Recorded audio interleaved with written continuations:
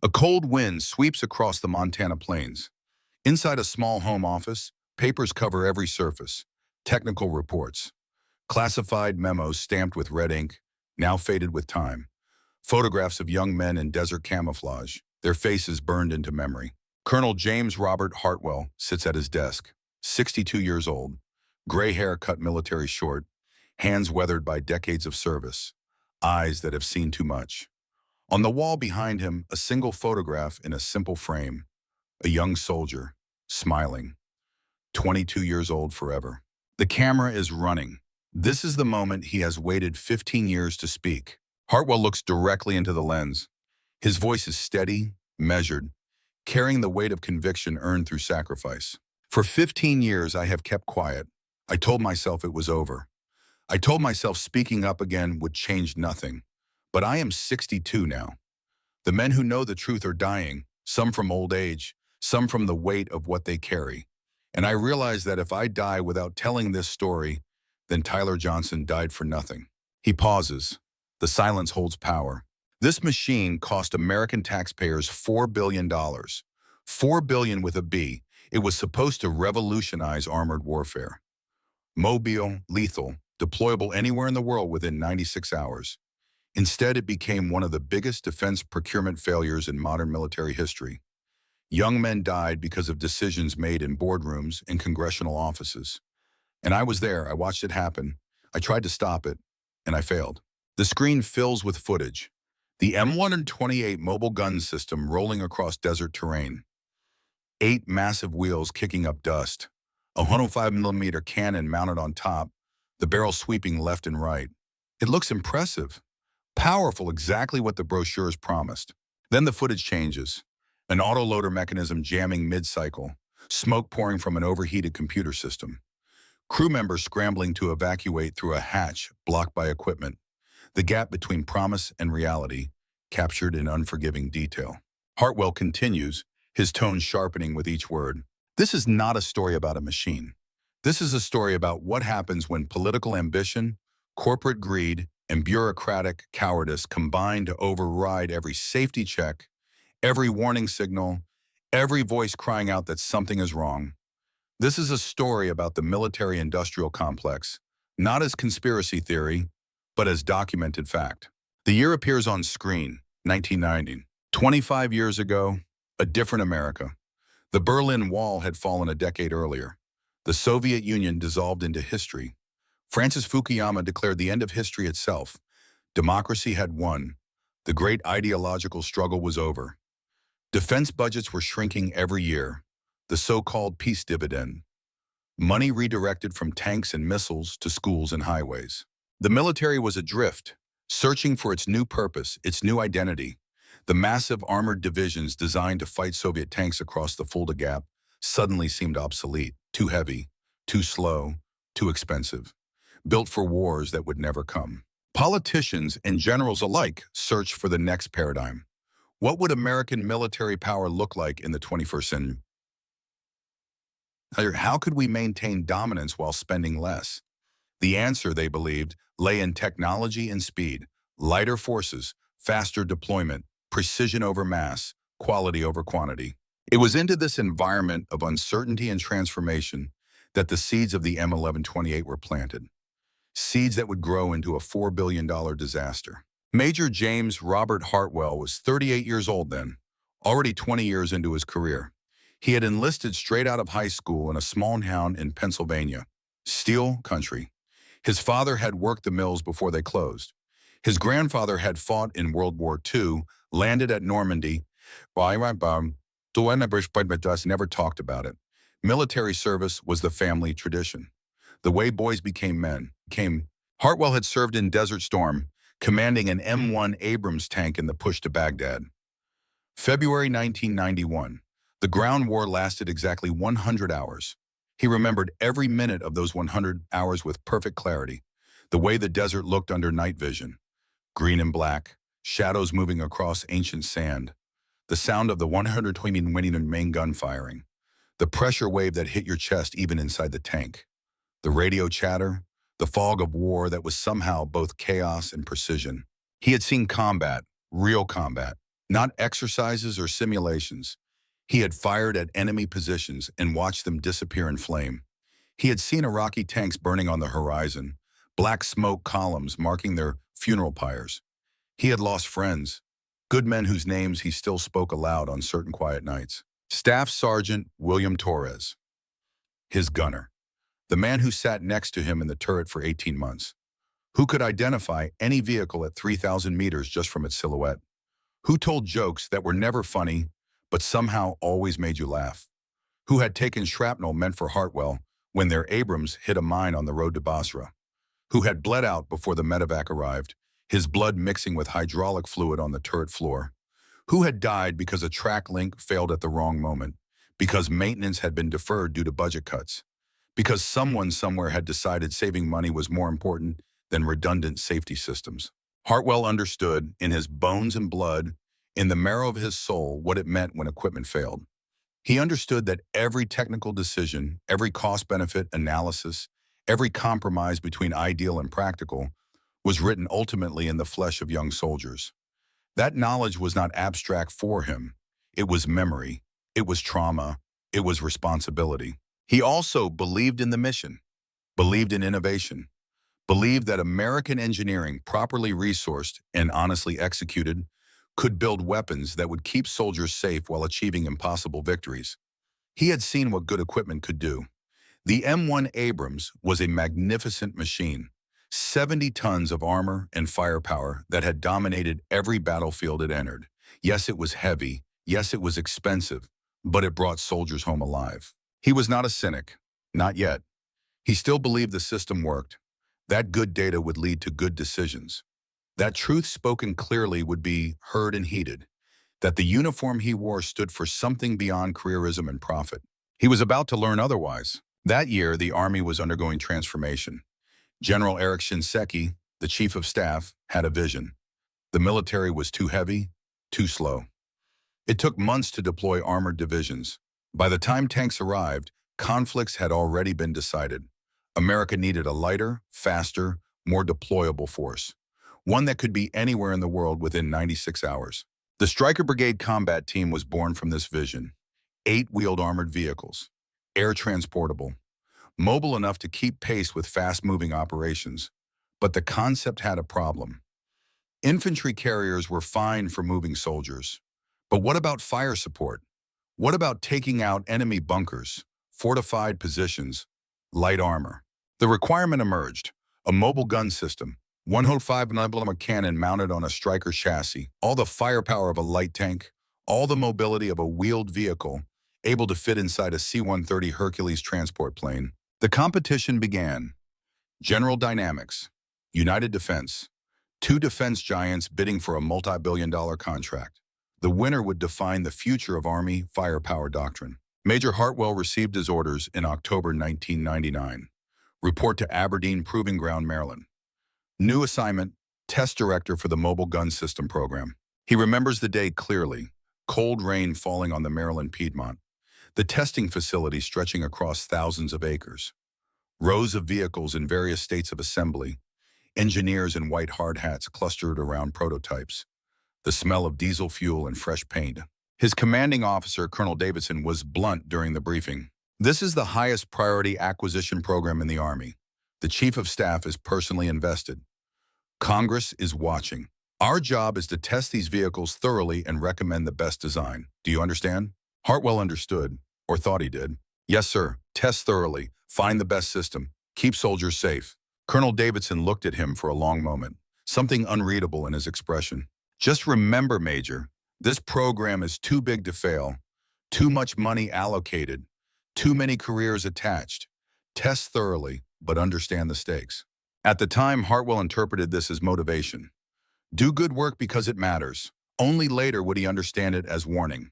The team assembled quickly.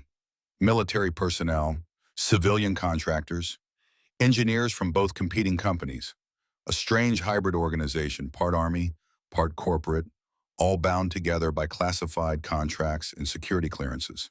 Hartwell met his senior test NCO on the first day, Sergeant Major Vincent Kowalski, 50 years old, 32 years in service, face like carved leather, hands that could field strip any weapon ever made by human beings. Kowalski extended his hand. The grip was firm, testing. "You the new test director?" "Major Hartwell, Armor Branch, 12 years in tanks." "Good. We need someone who understands what happens when things go wrong at 60 miles per hour." They walked through the testing facility together. Kowalski pointed out the challenges ahead. Environmental chambers for temperature extremes, ballistic test ranges, mobility courses designed to break suspensions, reliability trials that would run vehicles until they failed. "How long you been doing this, Sergeant Major?" "Testing vehicles. 15 years. Seen a lot of good designs. Seen more bad ones. The difference usually comes down to one thing." "What's that?" Kowalski stopped walking, looked Hartwell directly in the eye. "Whether the people in charge care more about getting it right or getting it done." The first prototype arrived 3 weeks later. General Dynamics design, designated the XM1128, built on the LAU-3 chassis, licensed from Canada, 8 wheels, low-profile turret, 105mm M68A2 rifled cannon, the same gun used on the M1 Abrams, proven in combat for decades. But the turret was different, not a traditional design with crew inside, instead a remote weapon station. Unmanned, operated from inside the hull by computers and cameras. And the loading system, fully automatic, 18 rounds stored in a cassette. Robotic arm to load each shell, no human loader required. The crew requirement dropped to 3. Commander, gunner, driver. Smaller crew meant less weight. Less weight meant air transportable. Air transportable meant the vision could become reality. On paper, it was brilliant. Hartwell stood next to the prototype, running his hand along the hull. The armor was thin, had to be, for weight restrictions. The spec sheet said 14.5mm protection. That meant it could theoretically stop heavy machine gun rounds. Theoretically. Kowalski climbed up on the vehicle, inspecting the remote weapon station. It was large, sophisticated, bristling with sensors and cameras. But it also blocked direct access to the hatch below. "Problem, Sergeant Major?" "Exit time. If this thing gets hit and catches fire, how fast can the crew get out?" They ran the drill. Hatch dogs released. Hatch pushed open. But the weapon station limited the opening angle. Crew had to squeeze through sideways. Hartwell timed it. 45 seconds to evacuate 3 men. Standard for armored vehicles was 15 seconds. He noted it in his report, first discrepancy. Not critical yet, but worth monitoring. The testing began in earnest. November 1999 through March 2000. Mobility trials first. The XM1128 performed well.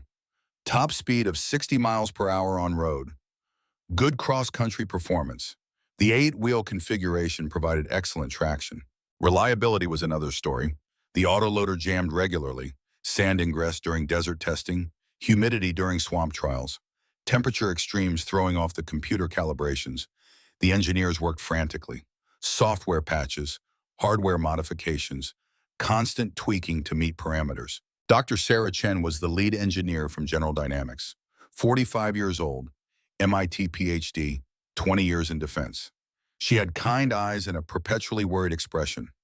Hartwell grew to recognize that expression as the look of someone who sees problems but is not allowed to say them out loud. They met frequently to review test data. Chen would arrive with binders full of analysis. Failure rates, mean time between critical failures. Recommendations for design changes. During one meeting in February 2000, she laid out the autoloader statistics. 43% failure rate in desert conditions, 31% in humidity. Even in controlled environment, we are seeing 12% failures. Hartwell studied the numbers. They were not good. What is causing it? The system is too complex, too many moving parts, too much reliance on electronics in harsh environments. We need to simplify the design, add redundancy, more manual backup options. How long would that take? Chen hesitated. This was the moment where engineering reality met procurement schedule. 18 months, maybe 2 years, complete redesign of the loading mechanism. The contract award is scheduled for June 2000, 4 months from now. I know. She looked at him. Really looked at him. Seeing if he understood what she was not saying. The program could not be delayed. Too much momentum. Too much political pressure. The schedule was sacred. The requirements would have to bend. Hartwell wrote his reports carefully. Documented every failure, every anomaly, every statistical deviation from acceptable performance standards. He believed the system would work as designed. Test, identify problems, fix problems, test again. That was the process. That was how good equipment was built. March 2000 brought the ballistic testing. This was critical. How much protection did the armor actually provide? The specification required protection against 14.5 mm armor-piercing rounds from the front arc. Lighter protection on sides and rear, sufficient to defeat small arms and shell fragments. They set up the test range, positioned the M1128 at measured distances, loaded weapons with standard military ammunition, cameras recording every angle. Front armor test, 14.5 mm AP round, direct hit. The round deformed but did not penetrate. Success, the front armor met specifications. Side armor test, same ammunition, closer range to simulate urban combat conditions. The round punched through, clean penetration, exited the other side. They ran it again. Different angle, same result. The side armor could not defeat 14.5 mm at ranges under 500 meters. Hartwell felt ice in his stomach. Urban combat typically happened at ranges under 100 meters. Kowalski stood next to him, arms crossed, face expressionless. That's going to kill somebody. They tested further. Standard 12.7 mm 50 caliber rounds. The kind mounted on every technical vehicle, every fortified position. At close range, even these could penetrate the side armor. Hartwell documented it all. Measurements, photographs, ballistic analysis. He submitted the report through proper channels. Test results required addressing before contract award. 2 weeks later, he was called to a meeting. Not at Aberdeen, at the Pentagon, the five-sided fortress across the Potomac, the nerve center of American military power, the building where careers were made and destroyed with equal efficiency. Hartwell flew up from Maryland on a gray March morning, took the metro to Pentagon Station, walked through security, showing his military ID, submitting to searches. The corridors stretched forever, polished floors reflecting fluorescent lights, officers and civilians hurrying between meetings, the quiet hum of bureaucratic power. The conference room was on the third floor. E-ring, window overlooking the Potomac, the kind of room where important decisions were made, or more accurately, where decisions already made were given the appearance of deliberation. The room was cold, not just temperature, though the air conditioning was running hard, cold in atmosphere, in tone, in the faces of the men waiting around the polished table. Colonel Davidson was there, but looking uncomfortable. Also General Marcus Donovan, the program sponsor, 3 stars on his collar. 55 years old, but looking younger. Athletic build, hair still dark, uniform pressed to knife edges. The kind of general who inspired confidence in congressional hearings and defense industry conferences. Smooth, polished, skilled at the political dimensions of military service. Congressman Robert Thatcher sat at the head of the table. 60 years old, 22 years in Congress, House Armed Services Committee, Subcommittee Chairman for Tactical Land Systems. His district in upstate New York included the General Dynamics manufacturing facility that would build the M1128. 12,000 jobs, 3 counties whose economic survival depended on defense contracts. He wore an expensive suit, American flag pin on his lapel, wedding ring that probably cost more than Hartwell's car. Representatives from General Dynamics occupied the far side of the table. Corporate lawyers in gray suits, engineers with worried expressions, a vice president whose name Hartwell did not catch. They had flown down from Detroit. They had billions of dollars riding on this meeting. Hartwell presented his findings. He had prepared a formal briefing. Slides, charts, photographs. He kept it factual, objective, let the data speak for itself. The autoloader reliability issues: 43% failure rate in desert sand conditions, 31% in high humidity, 12% even in controlled laboratory environment. The mechanism was too complex, too dependent on precise electronic calibration, too vulnerable to dust and temperature and the 1,000 small environmental factors that define combat conditions. The ballistic protection deficiencies: front armor adequate, side armor catastrophically inadequate. 14.5 mm armor-piercing rounds could penetrate at ranges under 100 meters. Even 12.7 mm 50 caliber rounds could punch through at close range. Urban combat, the most likely employment scenario, typically happened at ranges under 100 meters. Any technical vehicle with a heavy machine gun could kill an M1128 from the side. The evacuation time concerns: 45 seconds to evacuate 3 crew members through a hatch partially blocked by the remote weapon station. Standard for armored vehicles was 15 seconds. 15 seconds because fire spreads fast, because ammunition cooks off, because the difference between survival and death in a hit vehicle is measured in heartbeats. He kept his voice level, professional. This was not advocacy. This was simply reporting reality. Let the decision makers decide what to do with reality. That was his job. Present truth. Trust the system to act on truth. When he finished, silence filled the room. The kind of silence that has weight, that presses down, that makes you aware of your breathing. Then General Donovan spoke. His voice was measured, reasonable. The tone of a man who has thought deeply and arrived at balanced conclusions. Major Hartwell, we appreciate the thorough testing. Really, this is exemplary work. Exactly the kind of detailed analysis we need. However, we need to put these results in context. No vehicle is perfect. The question is not whether this vehicle has limitations. All vehicles have limitations. The question is whether this vehicle meets the operational requirements for its intended mission. Does it provide capabilities we currently lack? Can it fill gaps in our force structure? Will it make our soldiers more effective?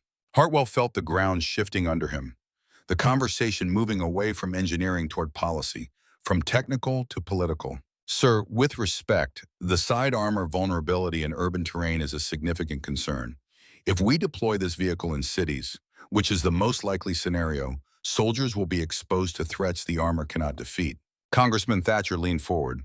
His expression was friendly, paternal almost, the look of a man about to explain reality to someone naive. Major, help me understand something. I'm not an engineer, just a simple congressman trying to do right by our soldiers. So explain it to me. Is this vehicle more survivable than a Humvee? Yes, sir, significantly more. More mobile than an M1 Abrams tank? Yes, sir, much more mobile. Air transportable, unlike an M1 Abrams? Yes, sir. And it provides 105mm firepower to infantry units that currently have no organic fire support heavier than mortars? Yes, sir. Then it sounds to me like this vehicle provides capabilities we currently lack. Capabilities that will save soldiers' lives by getting firepower to the battlefield faster, by supporting infantry in environments where we cannot deploy heavy armor, by giving commanders options they do not have today. Is that assessment incorrect? Hartwell felt the trap closing. The congressman was not wrong exactly. The M1128 did provide new capabilities. It was better than lighter vehicles. It could deploy faster than heavy armor. In certain scenarios, it would be valuable. But it also had critical vulnerabilities. Vulnerabilities that would kill people. That was the reality being obscured by talking about capabilities and options and filling gaps. Sir, the capabilities are valuable. I am not disputing that. But the technical issues need resolution before we commit to production. The autoloader needs redesign. The armor scheme needs revision. These are solvable problems, but they need time. Another year of development would allow us to... General Donovan interrupted. Not hostile, just firm, decisive, the voice of authority ending discussion. Major, I appreciate your concern. I really do. But the contract decision is not yours to make. Your job is to provide test data. You have done that admirably. Now let the decision makers decide. We have to balance many factors. Technical performance, certainly, but also cost, schedule, strategic needs, political realities. That is not your burden to carry. You have done your job. Now trust us to do ours. The meeting ended shortly after. Polite handshakes. Thank you for your service. We will take your recommendations under advisement. All the phrases that mean nothing. Hartwell left the Pentagon feeling uneasy. Not angry yet, not disillusioned, just uneasy. Something about the dynamic felt wrong. The way his technical concerns had been reframed as lack of understanding about broader context. The way reasonable questions had been answered with reasonable-sounding deflections that did not actually address the questions. But he had done his job, documented the problems, presented them to decision-makers. Surely they would be addressed. Surely the system would work. That was what he told himself on the flight back to Maryland, what he needed to believe. May 2000, 1 month before contract award, Hartwell received a classified memo, not through official channels, slipped under his office door in a manila envelope, no return address. Inside was a copy of a communication between General Donovan and Congressman Thatcher. Date stamped 2 weeks prior. The content was brief. Congressman, per your inquiry regarding contract timeline, testing continues to show deficiencies that require additional development time. Autoloader reliability below acceptable standards. Armor protection concerns in several threat scenarios. Recommend 12-month delay to address technical issues before production commitment. Then a handwritten note at the bottom. Thatcher's writing, confirmed by the signature. General, let me be direct. My district has 12,000 jobs dependent on this contract. General Dynamics is the economic backbone of 3 counties. If we delay another year, the program will lose congressional support. Budget cuts are coming. This program will be canceled. Find a way to make it work now or lose it forever. Your call. Below that, Donovan's response, also handwritten. Understood. Will recommend contract award as scheduled. Hartwell read it 3 times, trying to find an interpretation that made it acceptable. He could not. The memo documented a decision to proceed despite known safety issues, for political reasons, for economic reasons, not for military reasons. He went to Kowalski's office. The sergeant major was reviewing maintenance logs. Hartwell closed the door. We have a problem. He showed Kowalski the memo. Watch the older man's face harden as he read. Where did you get this? It appeared. That's all I know. Someone inside wants us to know the fix is in. What do I do with it? Kowalski set the paper down carefully, looked at Hartwell with something like pity. Sir, you are about to make a decision that will define your career. You can file this away, say nothing, follow orders, get promoted, retire with full pension. No one will blame you. Or you can fight, report this up the chain to the Inspector General, maybe to Congress. But understand what happens then. You become the problem, the guy who does not play ball, the troublemaker. Your career ends and the program probably continues anyway. Those are my options. Stay quiet or commit career suicide. Welcome to Defense Acquisition, sir. Hartwell went home that night. His wife was already asleep. He sat in the kitchen, the memo in front of him, thinking about the young soldiers who would crew these vehicles, thinking about Tyler Johnson, though he did not know that name yet, would not know it for 7 more years. He thought about his own son, 16 years old, talking about joining the Army after high school, following his father's footsteps.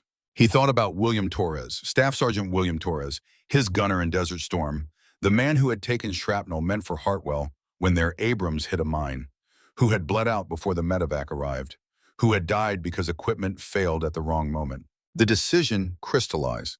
Not dramatic, not heroic, just simple acknowledgement of what had to be done. He would fight. June 2000, Contract Award Day.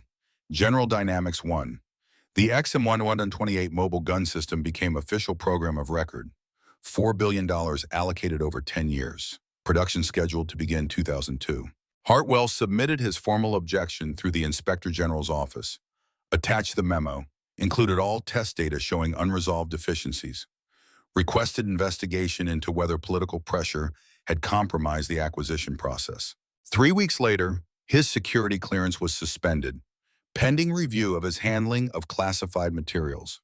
The leaked memo apparently was more important than its contents. Colonel Davidson called him in. Jim, what the hell were you thinking? I was thinking soldiers are going to die in vehicles with known deficiencies.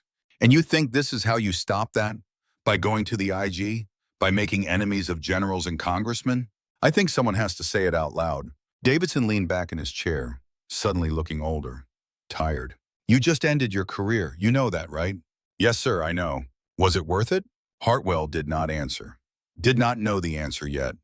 Would not know for 7 more years. Not until he read the casualty report from Iraq. Not until he saw Tyler Johnson's face. Not until he understood that some questions can only be answered in blood. The investigation took 3 months. It concluded that proper procedures had been followed. The memo, if authentic, did not constitute illegal activity. Political considerations were always part of defense acquisition. General Donovan and Congressman Thatcher denied any wrongdoing. No evidence of criminal conduct was found. The program continued. Hartwell was reassigned. Admin duty, processing paperwork. As far from testing as possible, Dr. Sarah Chen was quietly let go by General Dynamics. Kowalski took early retirement. The 3 of them, and a handful of others who had raised concerns, scattered to different assignments and civilian jobs. The system absorbed their objections and moved forward. Momentum was too great, money too committed, political will too strong. In 2001, the first pre-production vehicles rolled off the assembly line, painted desert tan, looking impressive in promotional photographs. Congressmen and generals posed next to them. Defense magazines ran glowing articles about revolutionary technology. The autoloader still jammed 40% of the time in desert conditions. The side armor still could not stop 14.5mm rounds at close range. The evacuation time still exceeded safety standards. None of that appeared in the press releases. September 11th, 2001. The world changed. Suddenly, America was at war. Afghanistan first, then Iraq. The Stryker Brigade concept accelerated. Deployable mobile forces were exactly what counterinsurgency required. The M1128 Mobile Gun System was rushed into production. Technical deficiencies were classified as acceptable risk in wartime conditions. Testing standards were relaxed, training timelines compressed. By 2003, vehicles were being fielded to combat units. By 2009, they were in Iraq. Hartwell, by then a lieutenant colonel assigned to a training command in Kansas, watched from a distance, read the after-action reports when he could access them, saw the pattern emerging. Autoloader failures in combat, overheating problems in 120-degree temperatures, casualties that seemed preventable. But he had no platform to speak from, no authority, no credibility after the IG investigation. He was the boy who cried wolf, except the wolf was real and eating soldiers. In 2006, he was approached by a journalist, Janet Morrison from the Washington Post.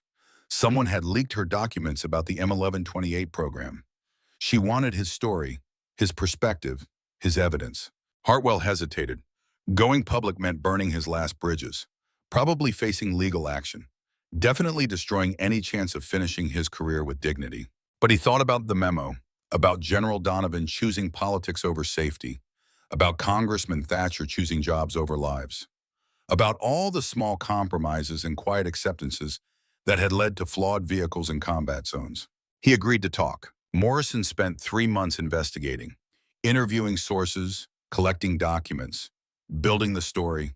She promised him it would run in June 2007. Front page, full expose. The article never appeared. Morrison called him in May, voice tight with frustration. They killed it. Editorial board killed the story. Why? Too sensitive during wartime. National security concerns. Doesn't support the troops. Take your pick. This is exactly about supporting the troops. I know, I'm sorry, I tried. Morrison resigned from the Post a month later, went to work for a nonprofit investigative journalism organization, promised Hartwell she would not give up. But the damage was done. Word of his cooperation with Morrison reached his command. In September 2007, Lieutenant Colonel James Robert Hartwell was given a choice: accept early retirement with full benefits, or face court-martial for unauthorized disclosure of classified information. He was 44 years old, 26 years of service, 4 years short of 30-year retirement. He took the retirement, signed the non-disclosure agreement, left the Army with his pension intact but his reputation destroyed. His wife filed for divorce 6 months later.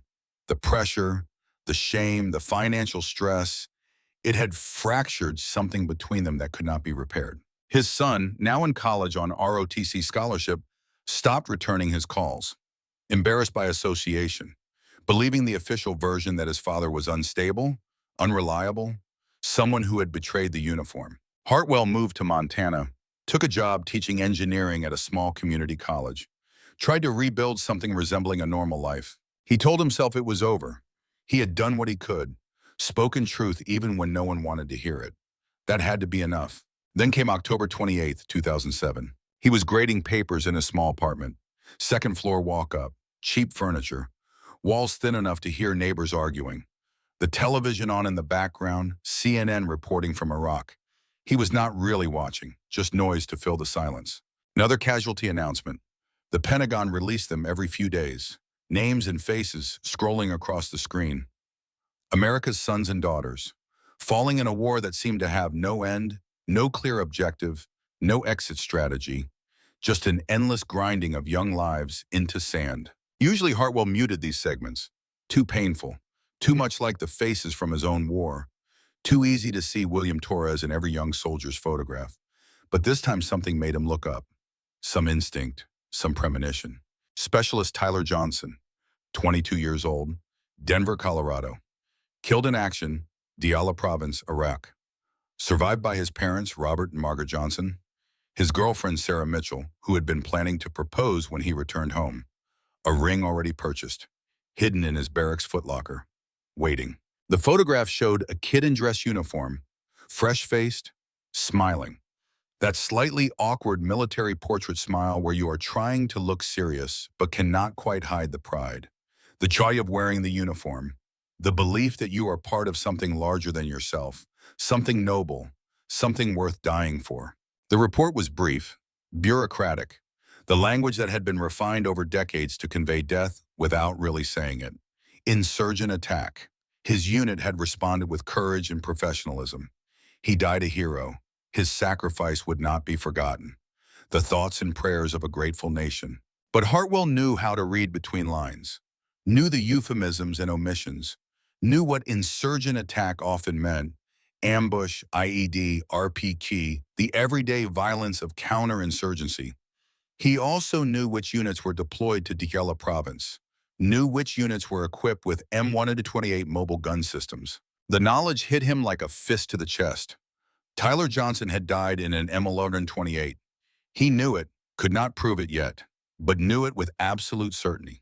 He spent the next week making calls, pulling in old contacts, people who still took his calls despite the stigma, people who understood that his questions came from something other than troublemaking, requesting information through Freedom of Information Act, knowing it would take months or years, but starting the process anyway. Slowly piecing together what had happened through fragments and whispers and official denials. Tyler Johnson had been the loader on an M1128, 3rd Stryker Brigade combat team. They had been conducting a patrol in eastern Diyala, supporting infantry clearing operations in a small city called Bakuba. Urban terrain, narrow streets, buildings pressing close on both sides. Exactly the environment where the M1128's mobility made it valuable. Exactly the environment where its armor made it vulnerable. The ambush came at mid-afternoon. RPG team positioned in a second-floor window. Wait until the convoy enters the kill zone. Fire from elevation at the side armor. The oldest tactic in urban warfare. The round struck just behind the driver's position, penetrated the hull. The explosion inside the crew compartment was catastrophic. Tyler Johnson, positioned in the rear, took the full force of the blast and fragmentation. Dead before he could process what was happening. Dead before fear could register. Dead but not quickly enough to avoid pain.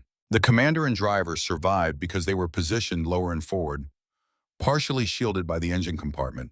They had injuries, burns, shrapnel wounds, traumatic brain injury from the pressure wave. But they lived. They got to come home. They got to carry the memory of Tyler Johnson's death for the rest of their lives.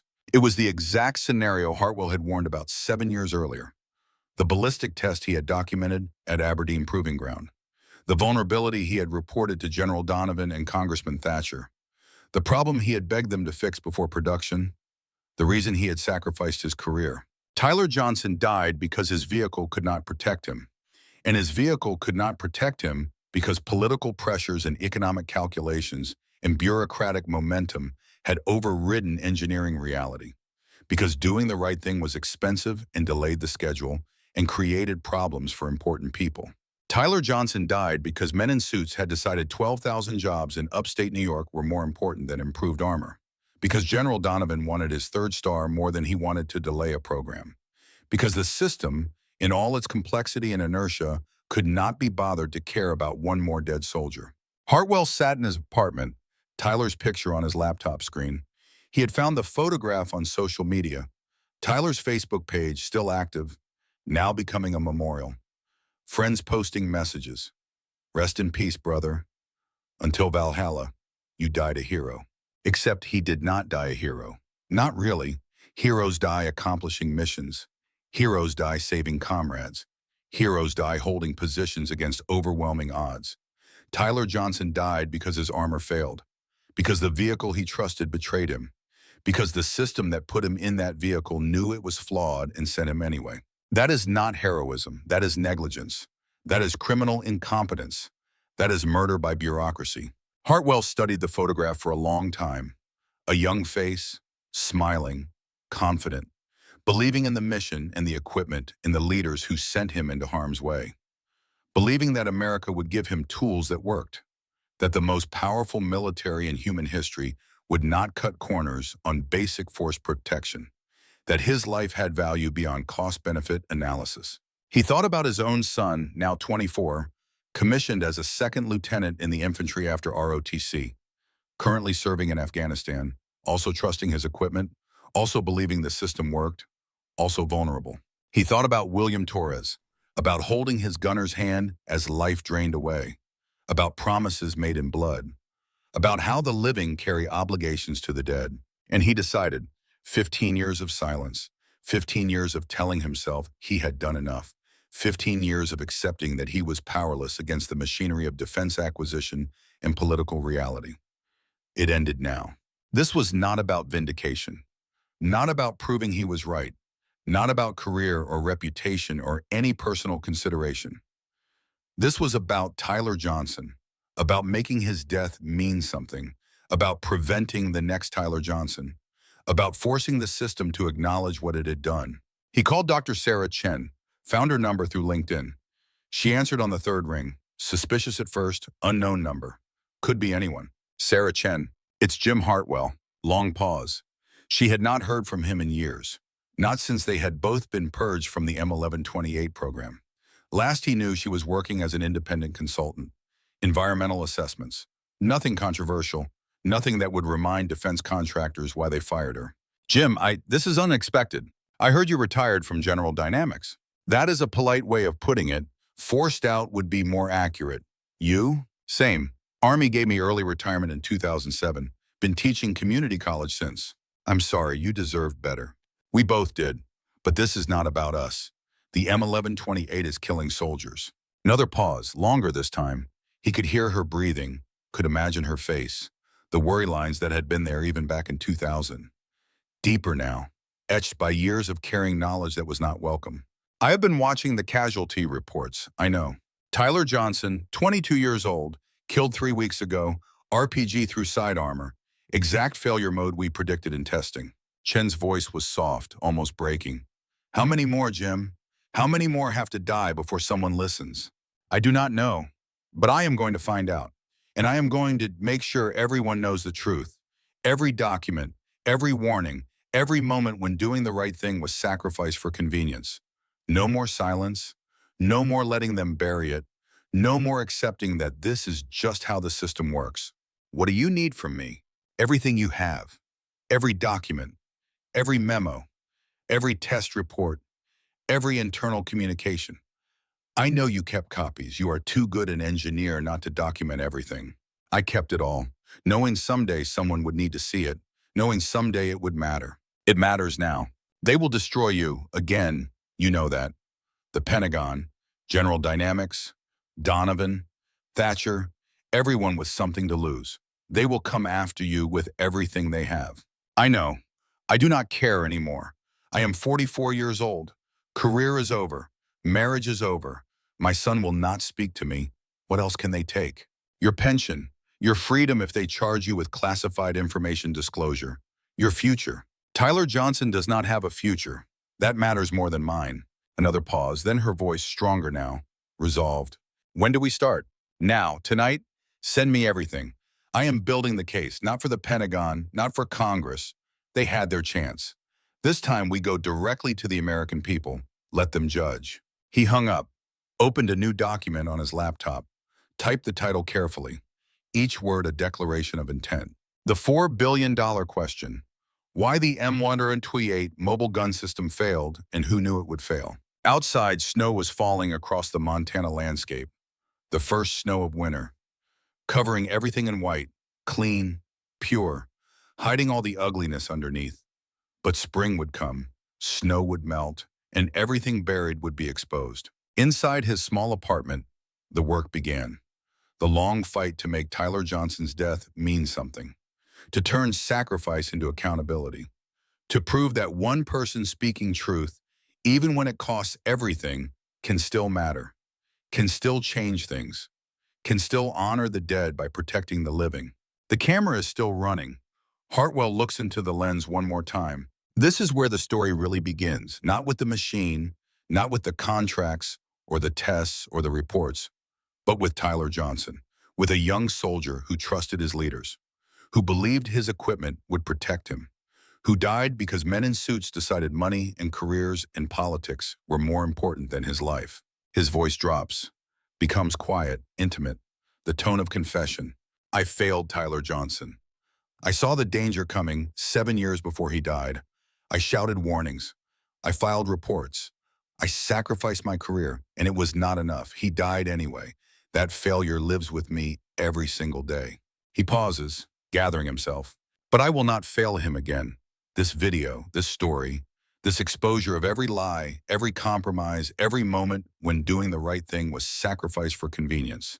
This is my second chance, and I will not waste it. Tyler Johnson deserves the truth. Every soldier who climbed into an M1128 deserves the truth. And the American people who paid $4 billion for a flawed weapon deserve the truth. So here it is, all of it. No matter who it embarrasses, no matter whose career it ends, no matter what it cost me. The truth. The screen fades to black. White text appears. Coming in part 2, the deployment, the casualties, the cover-up, and the fight to hold the guilty accountable. The camera finds Hartwell again. Same office, same papers scattered across every surface. But something has changed in his expression. The pain is deeper now, more personal. The burden of knowledge that came too late.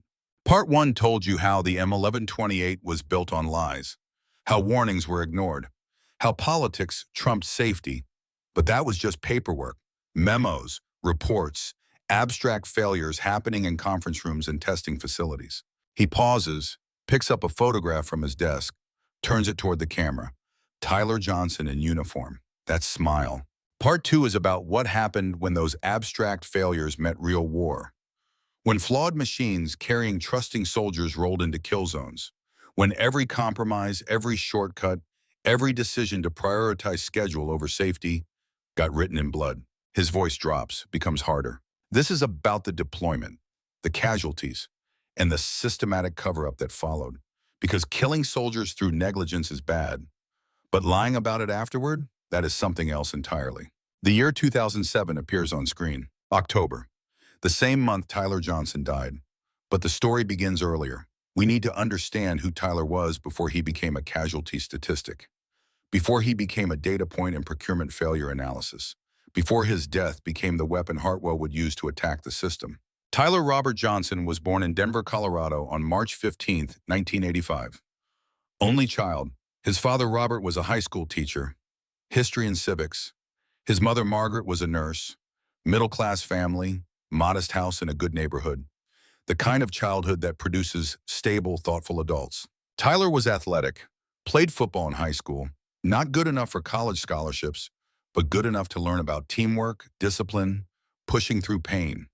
He graduated in 2003. The invasion of Iraq was happening. He watched it on television like everyone else. Saw the statue of Saddam Hussein falling in Baghdad. Heard President Bush declare mission accomplished. He did not enlist immediately. Went to community college for a year. Studied criminal justice. Thought maybe he would become a cop. But something was pulling at him. A sense that he should serve. That watching other people fight while he sat in classrooms was not right. Not when his country was at war. He enlisted in August 2004, turned 19 in basic training at Fort Benning, Georgia. His parents drove down for his graduation. Watched him march in formation. Saw the transformation from boy to soldier. Felt the mixture of pride and terror that every military parent knows. Pride in who their child is becoming, and terror at what might happen to him. Tyler was assigned to the infantry. Then the Stryker Brigade Combat Team concept expanded. They needed crews for the new vehicles. The M1128 Mobile Gun System. Tyler volunteered. The recruiters made it sound exciting. Advanced technology, cutting-edge weapon systems. Be part of the future of armored warfare. He went through training at Fort Lewis, Washington, learned the systems, the autoloader mechanism, the fire control computer, the 4 types of ammunition, M900 kinetic energy penetrator for armored vehicles, M456A2 heat rounds for light vehicles and fortifications, M393A3 P rounds for bunkers and walls, M1040 canister shot for infantry in the open. He was good at it, natural mechanical aptitude, could troubleshoot problems quickly. His instructors noted it in his evaluations, recommended him for additional technical training. He might have made a career in the Army. 20 years. Retire as a sergeant major. Use his skills in the civilian world afterward. But he only got 3 years. 3 years from enlistment to death. From boy to soldier to casualty. 22 years old forever. Meanwhile, across the country in Montana, Hartwell was teaching engineering classes and trying to forget. Trying to convince himself that his fight was over. That he had done what he could. That the system was too big, too powerful, too entrenched for one person to change. He was wrong. The system was about to give him another chance, whether he wanted it or not. Captain Derek Martinez was 32 years old in 2007, company commander, responsible for 4 M1128 Mobile Gun Systems and their crews, 12 soldiers whose lives depended on his decisions. Martinez had joined the Army through ROTC, State University in Texas, commissioned as a second lieutenant in 1998. He had missed Desert Storm, too young, but he caught the tail end of the Balkans peacekeeping. Then 9/11 happened, then Afghanistan, then Iraq. By 2007, he was a veteran of 2 previous deployments. He understood combat, understood the chaos and uncertainty, the way plans disintegrated on contact with enemy, the way good soldiers died for reasons that made no sense, the way you carried their faces forever. But he also believed in the equipment, believed the Army would give him tools that worked, that the most powerful military in human history would not send him into combat bound with vehicles that had known, documented, unresolved deficiencies. He believed wrong. September 2007, Fort Lewis. The company was preparing for deployment, scheduled to arrive in Iraq by mid-October. Diyala Province, supporting the surge operations. The plan was to use the M1128's mobility and firepower to support infantry clearing operations in urban terrain.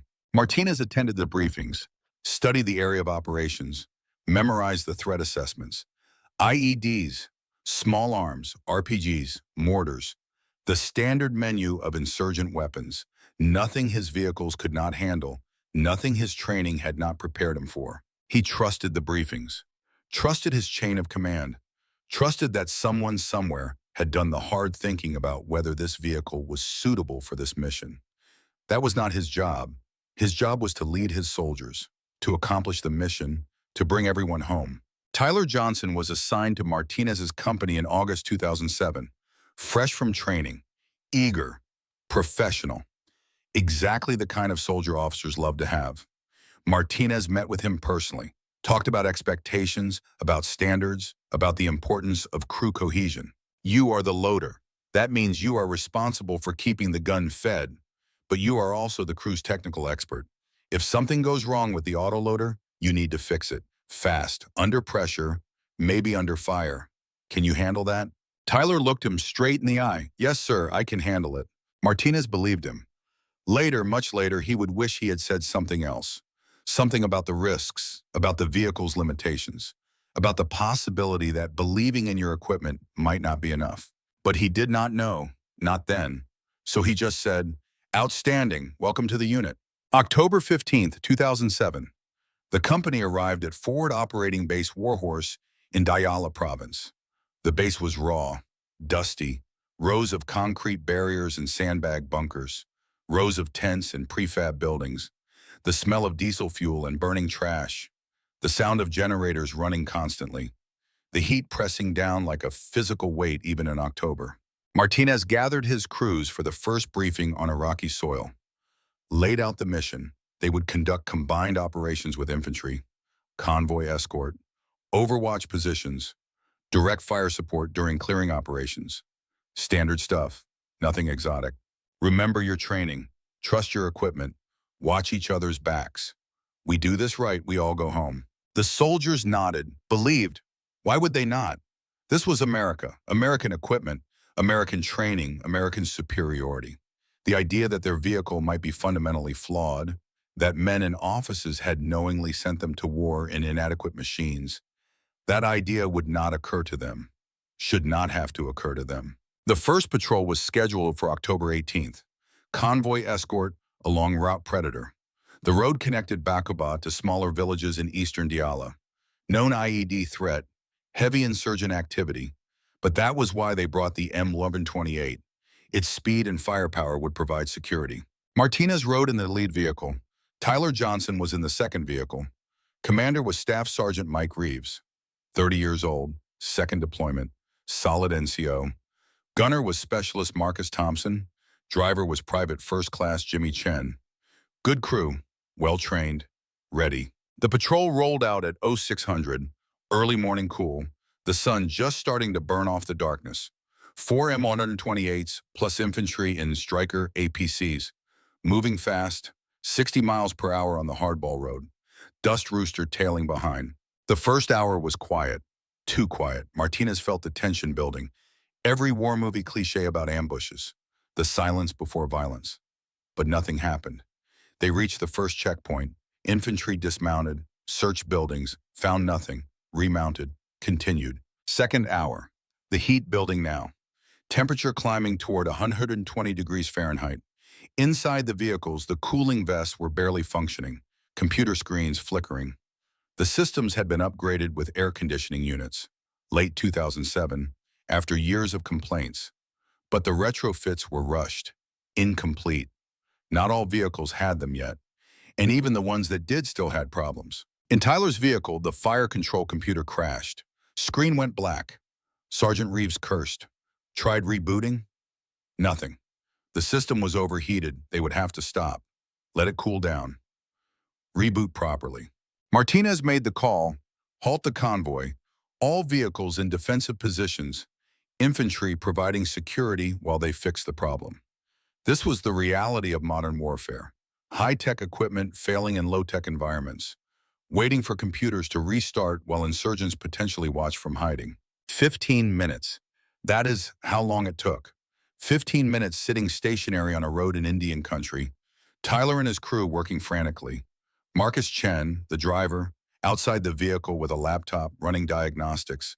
Jimmy Thompson pulling panels, checking connections. Reeves coordinating with Martinez. Tyler was inside the vehicle next to the autoloader. Hot, cramped, smelling diesel and sweat and electronics burning. But he got it working. System rebooted. Fire control came back online. Green lights across the board. They rolled again. Made it to the objective, dropped off the infantry, established overwatch positions. The infantry cleared the village. Found weapons cache, small victory. Everybody back in vehicles, returned to base. No contact, no casualties. Successful mission, except for the computer failure. Martinez filed the report, noted the heat-related malfunction, recommended immediate air conditioning for all vehicles. The report went up the chain, disappeared into the bureaucracy. Nothing changed. That was October 18th, 10 days before Tyler Johnson died. That evening, back at FO Warhorse, Tyler called home using the morale phone. 15-minute limit. Long line of soldiers waiting. He got through to his mother. "Hey, Mom." "Tyler, oh, thank God. Are you okay?" "I'm fine. Just finished my first patrol. Nothing exciting. Just drove around, came back." "Were you scared?" "Nah, this vehicle is solid, like driving a tank. I feel completely safe." Margaret Johnson wanted to believe him. Wanted to think her son was protected. But Mother's intuition is real. Something in his voice. Some tension he was trying to hide. "You sure you're okay?" "Yeah, Mom, really, don't worry about me. How's Dad? How's Sarah?" They talked about nothing. About everything. About the weather in Denver and the neighbor's new dog and whether the Broncos would make the playoffs. Normal conversation between mother and son, not knowing it was one of the last they would have. When the call ended, Tyler sat outside his tent for a while, looking at the stars. They were bright here, no light pollution, just endless darkness punctured by ancient light. He thought about Sarah, about the future they were planning, about the life waiting for him after this deployment. He also thought about the computer crash, about sitting motionless on a dangerous road while they rebooted systems, about how vulnerable they were when the technology failed. But he pushed the worry away. This was the Army, American equipment. If there were problems, someone would fix them. That was the deal. He did his job and the system kept him safe. He believed in the system. That was his mistake. The patrols continued. Every day or every other day, the crews learned the rhythms, early morning movements, midday overwatching positions, evening returns to base. They learned which roads were safer, which villages were friendly, which areas to avoid. They also learned the vehicle's quirks, the way the autoloader jammed when sand got in the mechanism, the way the computers overheated every afternoon, the way the cooling vest stopped working after 2 hours, the way the remote weapon stations sometimes lost alignment, requiring manual recalibration. These were not catastrophic failures, just annoyances, inefficiencies, the kind of problems every weapon system has. You worked around them, you adapted. That is what soldiers do. But adaptation only works until it does not, until the small problems combine into big problems, until quirks become killers. October 24th, Battalion Headquarters issued new tasking, infantry operation in Bakba City Center, heavy insurgent presence, multi-day clearing operation. The M1128s would provide direct fire support, urban combat, close quarters, exactly what the vehicle was designed for. Except it was not designed for urban combat, not really. It was designed to be air transportable, to be mobile, to provide firepower to light infantry. But urban combat requires armor, thick armor, protection against RPGs fired from second-floor windows at ranges under 50 meters. The kind of protection the M1128 did not have. Martinez knew this, sort of. He had read the technical manuals, knew the armor specs, but specifications on paper do not translate to visceral understanding. He had never seen what an RPG does to thin armor, had never watched the jet of superheated metal punch through steel like tissue paper, had never picked up pieces of soldiers who trusted their vehicle to protect them. He was about to learn. October 28th, day 4 of the Bakaba operation. The infantry had been making steady progress, clearing buildings, finding weapon caches, detaining suspected insurgents. The resistance was lighter than expected. Maybe the insurgents had pulled back. Maybe they were waiting for the right moment. They were waiting. The plan for October 28th was to clear the eastern residential district. Narrow streets, 2- and 3-story buildings pressed close. Civilian population still present. Difficult terrain. The M1128s would provide overwatch from major intersections. Infantry would move building to building. Standard urban ops. Tyler's vehicle was assigned intersection 7, a crossroads in the middle of the district. Good fields of fire down 4 streets. Good position to support infantry on multiple axes. Sergeant Reeves positioned the M128 carefully, oriented to cover the most dangerous approach. Marcus Thompson scanning with the remote weapon station sensors. Jimmy Chen at the driver's position. Engine running, ready to move if needed. Tyler was in back, next to the autoloader. The system had been working well that morning. No jams, no overheats. 18 rounds loaded in the cassette. Mix of ammunition types, ready for whatever came. The radio crackled. Infantry was moving. 200 meters to the east. Beginning building clearing. The M128 was to remain in position, provide fire support if called, suppress any enemy positions at open fire. Time dilated, the way it does in combat, minutes feeling like hours. Every sound amplified, every shadow suspicious. The weight of alertness, the exhaustion of sustained readiness. 1,447 hours. A sound, sharp crack, distinctive. Anyone who has heard it knows it instantly. RPG launch. Then the whoosh of the rocket motor. Then impact. The round struck Tyler's vehicle on the right side, just behind the driver's position, below the remote weapon station, exactly where the armor was thinnest, exactly where Hartwell had documented the vulnerability 7 years earlier. The shaped charge detonated. The physics are brutal and elegant.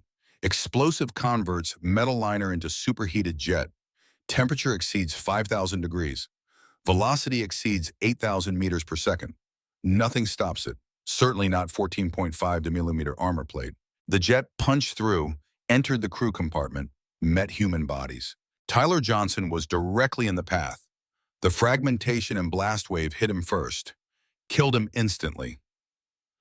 That is what the official report would say. Instant, no suffering.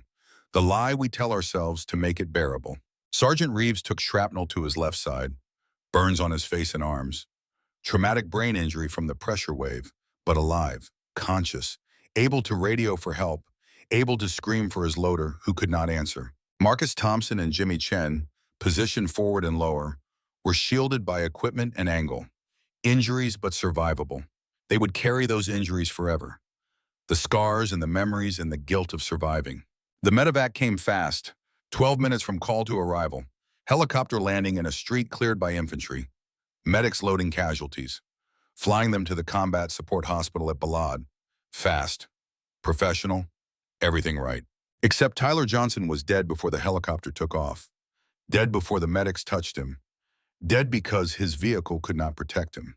Dead because 7 years earlier, men in suits had decided schedule and budget were more important than armor thickness. Martinez was at the Tactical Operations Center when the call came. Vehicle hit. Casualties. He felt his stomach drop. That cold electric knowledge that something terrible has happened. He grabbed his gear, ran to his vehicle, drove to intersection 7. The scene was controlled chaos. Infantry securing perimeter. Medics working. Blood on the street.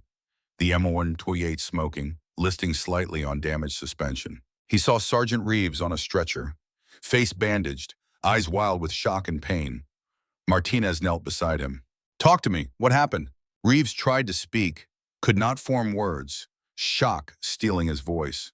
But his eyes said everything, the horror, the disbelief, the knowledge that one of his crew was dead. Martinez looked at the vehicle, saw the penetration hole. Clean, perfect. The kind of damage that means complete armor failure. He knew in that moment something was fundamentally wrong. This should not have happened. This should not be possible. But he did not have time to process. Casualties to evacuate, reports to file, families to notify.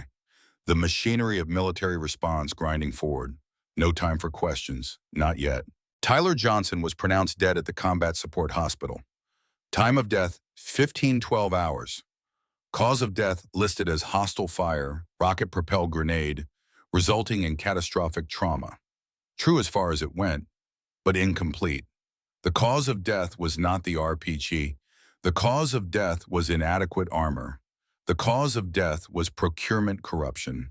The cause of death was a system that let a flawed vehicle deploy to combat. But none of that would appear in official reports. Martinez wrote the initial after-action report that night. He sat in the Tactical Operations Center. Fluorescent lights buzzing overhead. Map of Bakba on the wall. Pins marking friendly positions and known enemy locations. The sterile geography of war. Nothing showing where Tyler Johnson had died. Nothing marking the intersection that had become a grave. He documented the engagement, the ambush, the casualties, the response, timestamps, grid coordinates, ammunition expended, enemy killed. All the data points that transform human tragedy into bureaucratic record. He noted the penetration, noted that the armor had failed to stop the RPG, but he did not know that failure was predicted, did not know tests had shown this exact vulnerability, did not know warnings had been raised and ignored. He thought it was just bad luck. Wrong angle, wrong place, the randomness of war. Soldiers die. That is the nature of combat. You mourn them, you honor them, you keep fighting. You carry the guilt forever, but you do not let it stop you. That is leadership. That is command. But there was something nagging at him, something about the penetration that did not fit. He had seen RPG damage before. Usually it was catastrophic but scattered. Shrapnel everywhere. Chaos damage. This was different. This was surgical. Clean hole in, clean hole out. The kind of damage that meant the armor had offered no resistance at all. The kind of damage that should not happen to an armored vehicle. He pulled up the technical manual, studied the armor specifications. 14.5 millimeter protection from front arc. Lesser protection sides and rear. But lesser protection should still mean something. Should still degrade the penetrator. Should still give crew a chance. He stared at the numbers. Did math in his head. Calculated angles and velocities and penetration depth. Something was wrong. The math did not work. The armor should have done more. Should have protected better, unless the specifications were wrong. Unless the vehicle had been sent to combat with armor inadequate for its mission. Unless someone somewhere had known this would happen and sent them anyway. The thought was too terrible to fully form. Too much to accept. So Martinez pushed it away, filed his report, went to his tent, lay on his cot staring at the ceiling, not sleeping, just replaying the day, hearing Reeves screaming over the radio, seeing the blood on the street, knowing one of his soldiers was dead and there was nothing he could have done differently, and somehow that made it worse. Command means responsibility for lives. When those lives are lost, the weight never lifts, never gets lighter. You just get stronger at carrying it, or you break. Martinez was not sure which was happening to him. Only later would he learn the truth. Only later would he understand that Tyler Johnson's death was not random, was not unavoidable, was not the price of war. It was the price of corruption. And that knowledge would destroy something in Martinez that could never be repaired, would transform him from loyal officer into crusader for accountability, would cost him his career and give him a mission that would define the rest of his life. The official notification went to Tyler's parents on October 29th. Two soldiers in dress uniform, knocking on the door of a modest house in Denver. The knock that every military family dreads. The words that cannot be unheard. We regret to inform you. Your son, killed in action, Iraq, hero, sacrifice, grateful nation. The script written decades ago, delivered thousands of times, never getting easier. Robert and Margaret Johnson heard the words, felt their world end. Their only child, gone, 22 years old, killed in a war they did not fully understand for reasons that seemed increasingly unclear, in a vehicle whose name they did not know. The Army sent Tyler's body home. Military funeral, flag-draped coffin, honor guard, 21-gun salute. Taps played on a cold November afternoon. The rituals that we use to transform death into honor, to make the unbearable barely bearable. Congressman Robert Thatcher sent a letter. Condolences, pride, sacrifice, hero. The same words he sent to hundreds of families. Probably did not remember Tyler's name a week later. Probably never connected this death to the program he had championed, to the contract he had protected, to the warnings he had helped suppress. General Marcus Donovan was not involved in casualty notifications, too senior. But he saw the reports. New soldiers were dying in M1128s. Knew the vehicles had problems. But programs always have problems. Soldiers always die in war. That is the reality. You cannot stop production every time something goes wrong. The mission must continue. This is how men sleep at night after killing through bureaucracy. They tell themselves it is not personal. Just policy. Just the nature of military operations. Just the price of doing business. Back in Montana, Hartwell had not heard about Tyler Johnson yet. Would not hear for another few days. But when he did, everything would change. The anger he had suppressed for 7 years would reignite. The fight he thought was over would begin again. And this time he would not stop. Not until the truth was exposed. Not until accountability was demanded. Not until Tyler Johnson's death meant something beyond another name on a wall. November 2007. The company continued operations in Doyala. They did not stop. Could not stop. The mission required them. The infantry needed fire support. You did not withdraw combat capability because of casualties.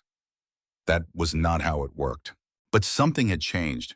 The crews looked at their vehicles differently now. The M1128 was no longer just equipment. It was a coffin on wheels, something that might protect you or might kill you, and you would not know until it was too late. Martinez pushed for immediate upgrades, better armor, improved autoloader reliability, faster air conditioning retrofit. He wrote detailed reports, made phone calls, used every ounce of his authority and connections. The response was bureaucratic stonewalling. Upgrades were scheduled. Resources were allocated. Timelines existed. Changes required testing and approval. Process had to be followed. Everything was being addressed. Please be patient. But patience cost lives. November 17th, another incident. Different company, same brigade. M1128 hit by IED. Autoloader jammed from the shock. Crew could not return fire. Had to evacuate under fire. 1 killed, 2 wounded, equipment destroyed. November 23rd, third incident. Computer system overheated during extended engagement. Vehicle went blind and deaf. Crew sitting in a metal box unable to see or communicate. Lucky they were not hit. Pure luck. Nothing to do with design or protection. Martinez started keeping his own records. Every incident, every malfunction, every near miss. He did not know what he was documenting, just knew something was wrong, that the pattern meant something. December 2007, the reports started finding their way to people who understood what they meant. Veterans of the testing program, engineers who had been fired for raising concerns, journalists who remembered the stories that got killed. Dr. Sarah Chen was working from her home office in Michigan, independent consultant now, analyzing environmental impacts for solar farm projects. Safe, boring, far from defense controversies. She got an email from someone she did not know, a forward of a forward of a forward, casualty report from Iraq, M1128 penetration, crew killed. She read it 3 times, felt sick. This was exactly what she had warned about, exactly what the testing had shown, exactly what General Dynamics had known and hidden, and now soldiers were dying because of it. She started making calls, reaching out to old contacts, people who remembered, people who still cared, building a network of witnesses, people willing to testify that the warnings had been given, that the problems were known, that the deaths were preventable. One of those people was Vincent Kowalski, Sergeant Major, retired, living in Pennsylvania, 60 years old now. He had been there at the beginning, had seen the tests, had raised concerns, had been forced into early retirement for his trouble. Chen called him in mid-December. "Vinny, it's Sarah Chen from the M1128 program." "Sarah, long time. How are you?" "Angry. Soldiers are dying in vehicles we warned were unsafe." Silence on the line. Then Kowalski's voice, hard and flat. "I know. I've been watching the reports. We need to do something. We can't let them bury this again. What do you suggest? We already tried. We got crushed. This time we have bodies. This time we have families. This time people might listen. Or we get crushed again, and we're too old to recover twice. Vinny, we took an oath to support and defend. That didn't expire when we retired."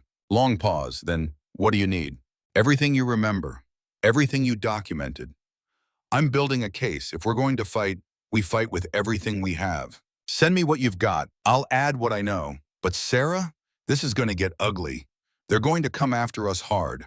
Let them come. Tyler Johnson doesn't get to come after anyone. He's dead. The least we can do is stand up while we still can." The network was forming. Chen, Kowalski, a dozen other engineers and testers and soldiers who knew the truth. Anonymous contributors sending documents, leaked reports, emails, memos. The paper trail of corruption and negligence slowly being assembled. And then someone sent the package to Hartwell. It arrived at his apartment in late December. Manila envelope. No return address. Inside was everything. Testing reports, casualty summaries, after-action reports from Iraq, internal General Dynamics communications, Congressional correspondence, the smoking guns he had been looking for 7 years earlier. Also included Tyler Johnson's photograph, a short biography, the circumstances of his death. Hartwell spread it all on his table, spent 2 days reading, cross-referencing, understanding the scope of what had happened, understanding that Tyler Johnson was not an isolated incident, was not bad luck, was part of a pattern of negligence and cover-up that extended from the highest levels of the Pentagon to defense contractor boardrooms to congressional offices. He understood that this was his second chance, the chance to make it mean something, to turn Tyler's death into accountability, to prove that speaking truth could still matter in a system designed to suppress truth. He started writing, not just documenting, but telling a story, making it human, making people care. Because statistics do not change minds. Facts do not motivate action. But stories do. Stories about young soldiers who trusted their leaders, about families destroyed, about men in power who valued money over lives. The document grew. 10 pages, 20, 50, every detail documented, every source cited, every claim backed by evidence. This was not opinion. This was not conspiracy theory. This was documented fact about systemic failure. He titled it, "The $4 billion Question, Why the M1128 Mobile Gun System Failed and Who Knew It Would Fail." He sent it to everyone he could think of. Journalists, congressional staff, veterans organizations, anyone who might care, anyone who might use it. Most ignored it. Too controversial, too technical, too risky. But some read it, and some of those who read it were moved by Tyler Johnson's story. Moved enough to start asking questions. Janet Morrison, the journalist who had tried to write about the M1128 in 2006, received a copy. She was working for an independent investigative journalism organization now. No editorial board to kill stories. No corporate overlords concerned about access to Pentagon sources. Just truth or nothing. She called Hartwell in January 2008. "Jim, it's Janet Morrison. I got your document." And it's time. I can run this story now. Full expose, everything you've documented. But I need you on the record. Are you willing? Hartwell thought about his pension, about his reputation, about his son who still did not speak to him, about all the reasons to stay quiet, to let someone else fight. Then he thought about Tyler Johnson, about that smile in the photograph, about all the warnings that had been ignored, about 7 years of silence accomplishing nothing. "I'm willing. Let's burn it down. It's going to cost you, you know that. It already cost me everything that matters. What else can they take? Your freedom if they charge you with classified information disclosure. Then I'll tell the truth from prison. Either way, the truth gets told." Morrison laughed. Dark humor. The laughter of people who have accepted they are about to do something that will destroy them, but cannot not do it. "You're either the bravest man I know or the craziest. Maybe both. When do we start? Now tell me everything. And Jim, thank you for not giving up, for still caring, for proving that honor means something." The interview took 12 hours spread across 3 days. Hartwell talked until his voice was hoarse, walked Morrison through every detail, every test, every warning, every moment when the system chose convenience over safety, every lie told to protect careers and contracts. He showed her the documents, the smoking gun memo between Donovan and Thatcher, the leaked General Dynamics internal communications, the after-action reports from Iraq showing the pattern of failures, the autopsy of a procurement disaster. Morrison verified everything, called sources, checked facts, built the story with journalistic rigor. Because this was not about opinion. This was about documented, provable, undeniable truth. The story was scheduled to run in early March 2008. Front page of their website. Newsletter to 200,000 subscribers. Press release to major media. This time it would not be buried. This time people would know. But someone leaked word that the story was coming. Someone in the network was not as secure as they thought, and powerful people started preparing their response. General Donovan hired lawyers, prepared statements, called in favors, got ready to attack Hartwell's credibility, Morrison's motives, anyone who tried to expose the truth.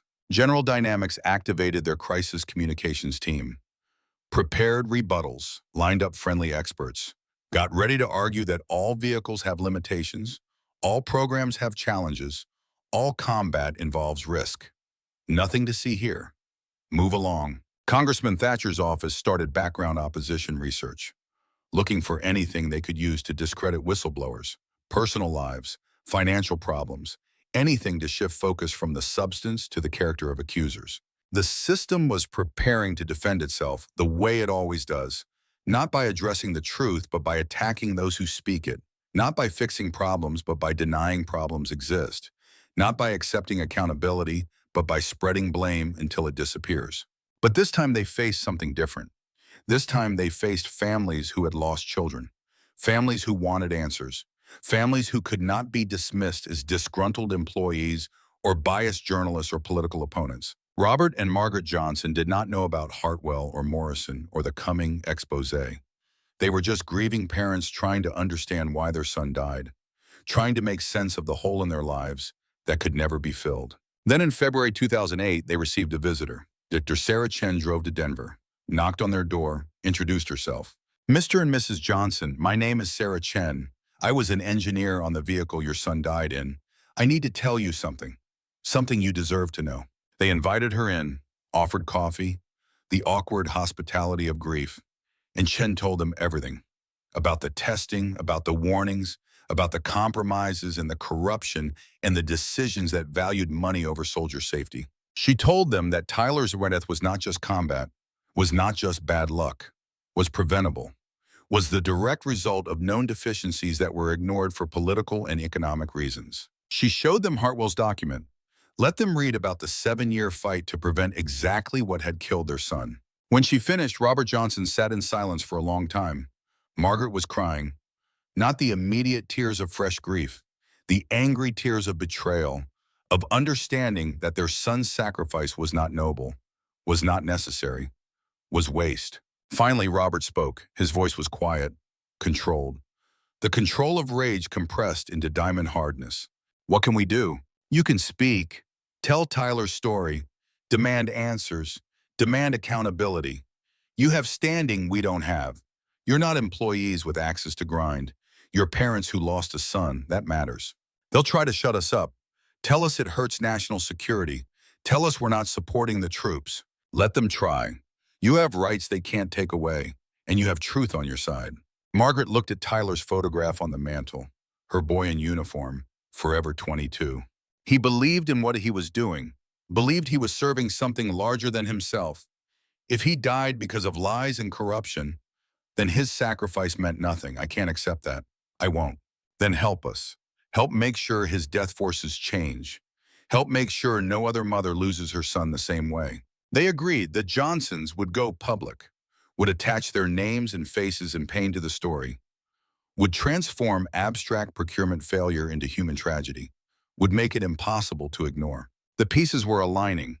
Hartwell's documentation, Morrison's journalism, Chen's technical expertise, Kowalski's testimony, Martinez's combat reports, the Johnson family's moral authority, a coalition of truth against a fortress of lies. The camera finds Hartwell one more time. He looks tired, the weight of years and fights and losses showing in his face. But his eyes are clear, purposeful, the eyes of a man who has found his mission again. Tyler Johnson died on October 28, 2007, but his death did not become meaningless because people who knew the truth refused to stay silent, because families demanded answers, because sometimes, just sometimes, the system can be forced to acknowledge what it has done. He pauses, the moment heavy with anticipation. Part 3 will tell you what happened next. The congressional hearings, the expose, the backlash, the fight for accountability, the price we paid, and whether in the end it was worth it. Whether Tyler Johnson's death changed anything, or whether the machine just ground forward, indifferent to truth and consequence the way it always has. His voice drops to almost a whisper. Stay with me. The hardest part is still to come. The screen fades to black. Coming in Part 3, the reckoning, the trials, the vindication, and the question that haunts everyone who fights the system. Did it matter? The camera opens on Hartwell's office one final time, but the chaos of papers has been organized now, stacked neatly, filed, ready. The evidence of 15 years assembled into prosecutorial order. This is no longer the workspace of a desperate man. This is the command center of a mission. Hartwell looks directly into the lens. His voice carries weight earned through sacrifice, authority bought with everything he had. Part 1 showed you how corruption built a flawed machine. Part 2 showed you what happened when that machine met war. Young soldiers died, families were destroyed, and the people responsible went on with their lives as if nothing had happened. He pauses, the silence deliberate. Part 3 is about what happened when we refused to let them forget, when we dragged the truth into sunlight and forced the system to look at what it had done. This is about the congressional hearings, the media firestorm, the personal costs, and the question that still keeps me awake at night. Did any of it matter? His hand rests on a folder, worn, handled countless times. This is Tyler Johnson's file. Everything about him, his life, his death, his legacy. By the end of this story, you will know whether his sacrifice changed anything, or whether the machine just kept grinding forward, indifferent to truth and consequence. March 2008. Janet Morrison's article went live at 6 a.m. Eastern Time. The website published it first. Then the email blast to 200,000 subscribers. Then the press release to every major media outlet in America. The headline was direct, unambiguous, designed to be impossible to ignore. The $4 billion failure, how Pentagon corruption killed American soldiers. The subhead drove the knife deeper. Classified documents reveal the M1128 Mobile Gun System deployed to Iraq with known, unresolved safety deficiencies. Whistleblowers were silenced. Warnings were ignored. Young soldiers paid the price. The article was comprehensive. 12,000 words, every claim sourced, every document verified, timelines, test data, internal communications, congressional correspondence, casualty reports, all laid out in excruciating detail. But the heart of the story was Tyler Johnson. Morrison opened with him, his photograph, his smile, his belief that the Army would keep him safe. Then she described his death, the RPG penetration, the exact scenario that testing had predicted 7 years earlier, the preventable casualty that defined everything wrong with the system. She quoted Hartwell extensively, his testing experience, his warnings, his attempts to stop production, his forced retirement, the price he paid for telling truth. She quoted Dr. Sarah Chen, the internal general dynamics documents showing engineers had flagged the problems repeatedly. Management had overridden every concern, profit and schedule trumping safety every time. She quoted Sergeant Major Kowalski, the testing data, the ballistic failures, the autoloader jams, all documented, all dismissed. And she quoted Captain Derek Martinez, his after-action reports from Iraq. The pattern of failures, the casualties, the growing realization that something was fundamentally wrong. But the smoking gun was the memo, the communication between General Donovan and Congressman Thatcher, the explicit acknowledgement that testing showed deficiencies, the political pressure to ignore those deficiencies, the decision to proceed despite known risks. Morrison published the actual memo, redacting only classification markings. Let readers see it with their own eyes.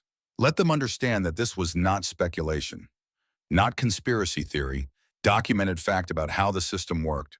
The reaction was immediate and explosive. By noon, CNN was running segments. Anderson Cooper devoted his entire show to it that night. Fox News and MSNBC both covered it, spinning opposite directions, but both acknowledging the core facts. Bill O'Reilly called it unconscionable betrayal of our troops. Rachel Maddow used it as evidence of military-industrial complex corruption. Different politics, same outrage. The New York Times picked it up for front page. Washington Post ran editorial demanding investigations. Wall Street Journal analyzed the procurement failures. Every major outlet, the story was too big, too documented, too damning to ignore. The website hosting Morrison's article crashed from traffic overload, millions of people trying to read it simultaneously. They had to migrate to commercial servers to handle the load. The document was downloaded 500,000 times in the first 24 hours. People were not just reading headlines. They were diving into the evidence, studying the memos, looking at the test data, convincing themselves this was real. Social media erupted.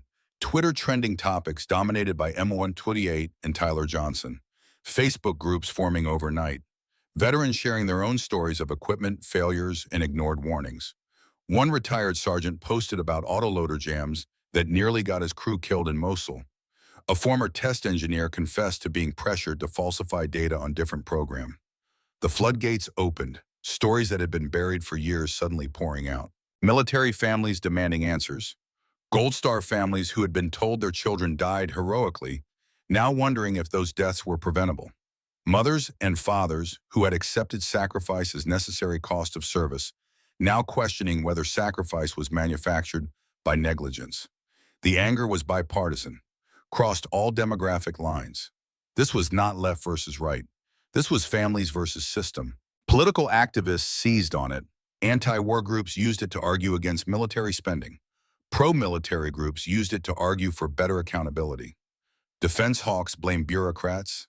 Fiscal conservatives blamed waste. Everyone found an angle that confirmed their priors. But underneath partisan spin, core truth remained undeniable. Soldiers had died because leaders prioritized money over safety. Conservative talk radio hosts who normally defended Pentagon were calling for heads to roll. Liberal commentators who normally criticized military spending were praising whistleblowers.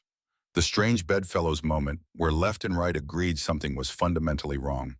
Those moments are rare.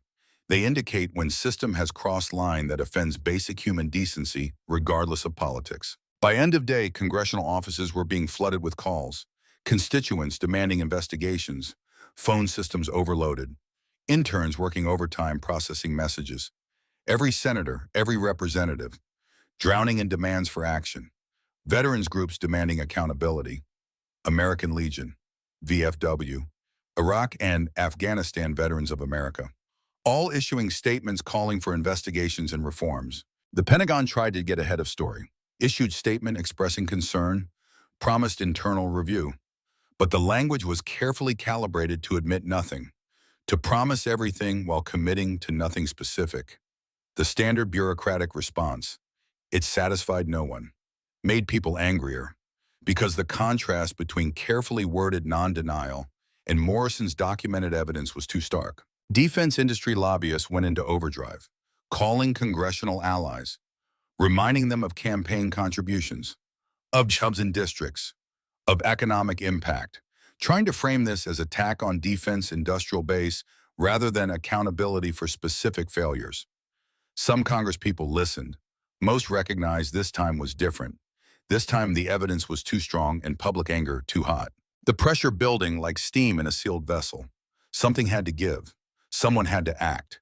The question was whether action would be real or just theater, whether investigations would seek truth or provide cover, whether accountability would mean consequences or just empty reforms. General Marcus Donovan was at home when the story broke. Retired now, living comfortably in Northern Virginia. Defense contractor, consulting fees providing nice income. Grandchildren visiting on weekends. Life after service treating him well. His phone started ringing at 7 a.m. Reporters, old colleagues warning him, lawyers calling about potential liability. By 8 a.m. he stopped answering. By 9 a.m. he had hired crisis management firm. By noon he had lawyers drafting statements. The strategy was predictable. Deny personal wrongdoing. Claim decisions were made in good faith with information available at the time. Argue that all programs have challenges and all combat involves risk. Attack the credibility of accusers. Standard playbook for this kind of exposure. But something was different this time. This time there were bodies. This time there were families. This time the evidence was too strong and too public to simply spin away. Congressman Robert Thatcher was in Washington when the story broke. Immediately called emergency meeting with staff. They had been preparing for this since learning Morrison was working on the story, had opposition research ready, had talking points drafted, had friendly media contacts lined up. But as the day went on and the story spread, Thatcher realized the normal tactics would not work. This was not going away. This would require something more. Probably a scapegoat.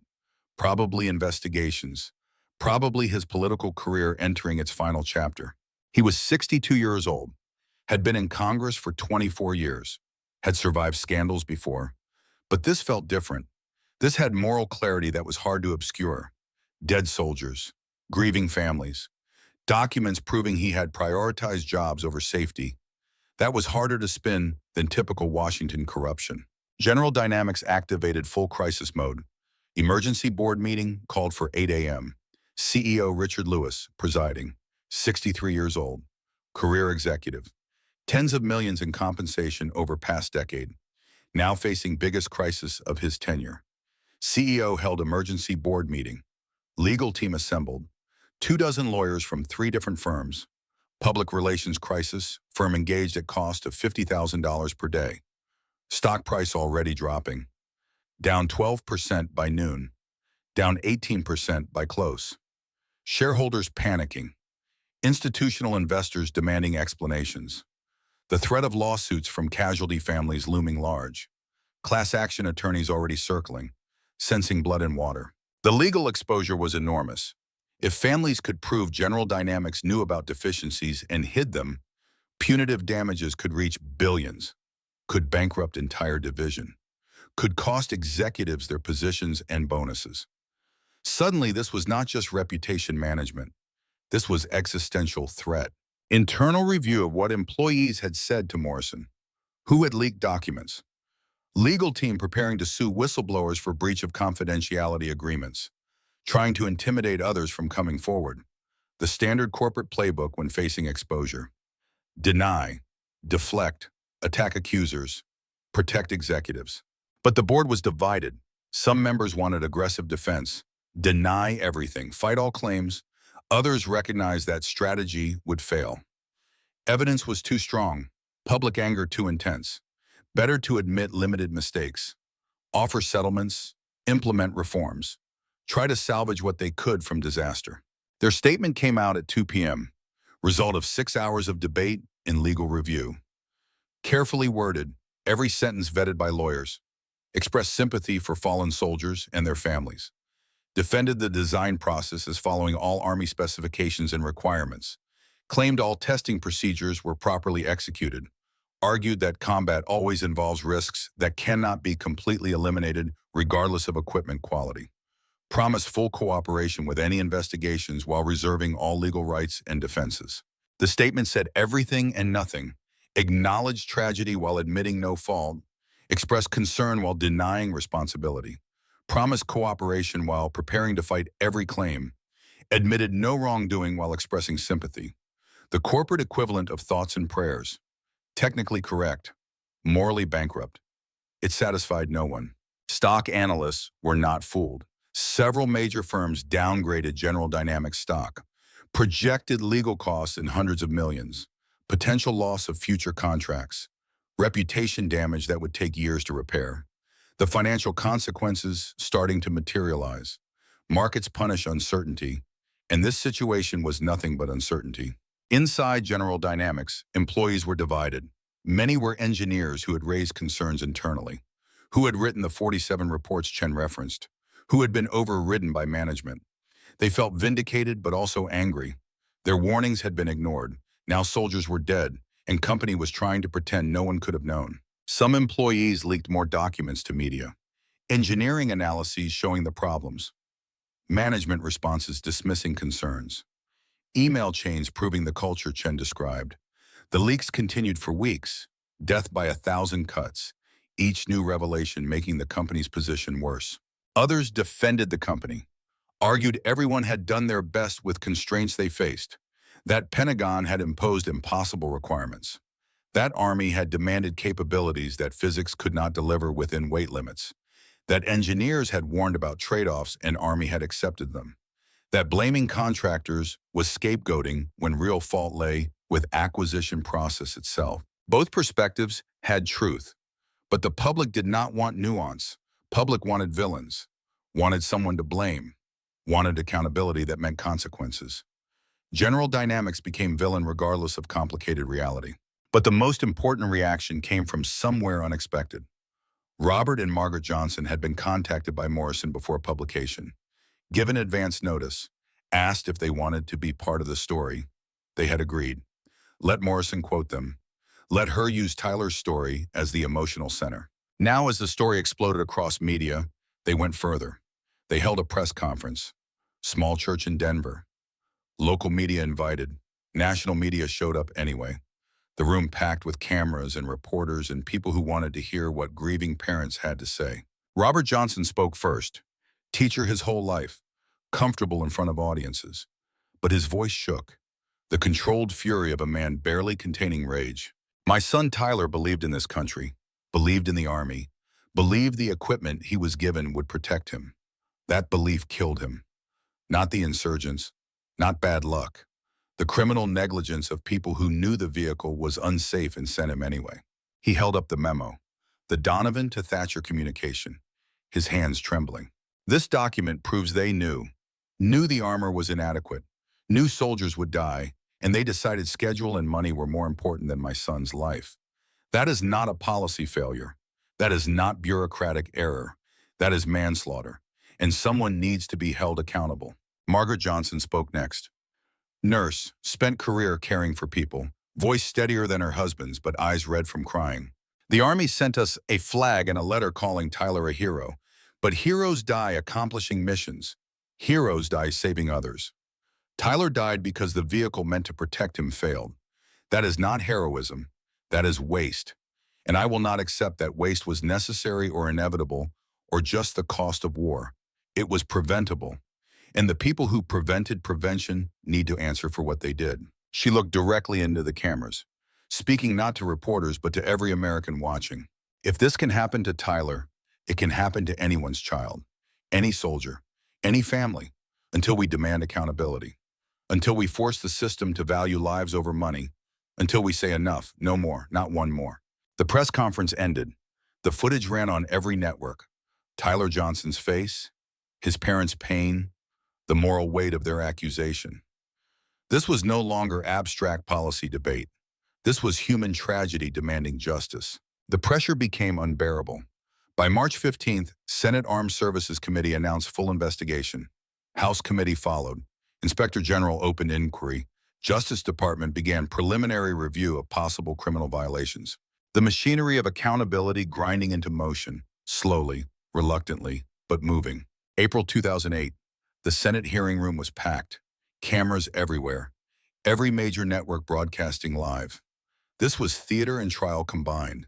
Political spectacle and genuine investigation. The senators knew it. The witnesses knew it. America was watching. Senator John McCain chaired the hearing. Vietnam veteran, former POW presidential candidate, man who understood sacrifice personally. He opened with remarks that set the tone.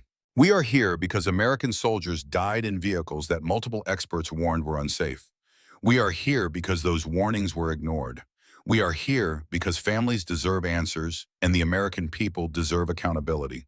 This committee will follow the evidence wherever it leads, no matter how embarrassing, no matter who is implicated. The first witness was James Robert Hartwell, Colonel, retired, the man who started it all, 15 years of fighting finally reaching this moment.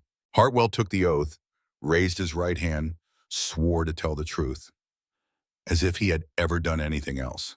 He testified for 3 hours, walked the committee through everything, the 1999 testing, the ballistic failures, the autoloader problems, the evacuation concerns, the warnings he had filed, the Pentagon meeting where his concerns were dismissed, the leaked memo showing political pressure, his forced retirement for speaking out.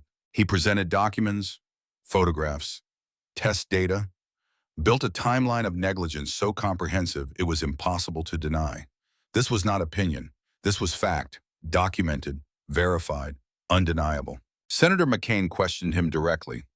Colonel Hartwell, in your professional opinion, was Tyler Johnson's death preventable?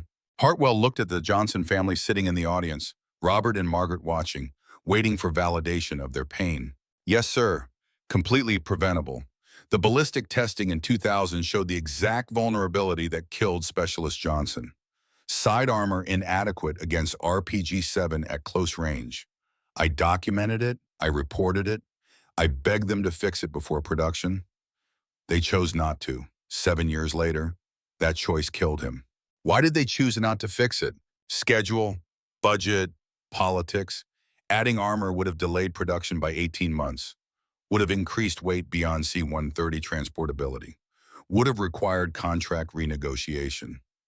All politically unacceptable. So they accepted the risk, except they were not the ones taking the risk. Soldiers like Tyler Johnson took the risk and paid the price. Senator McCain's voice was hard. In effect, they gambled with soldiers' lives to protect schedules and careers. Yes, sir, that is exactly what happened.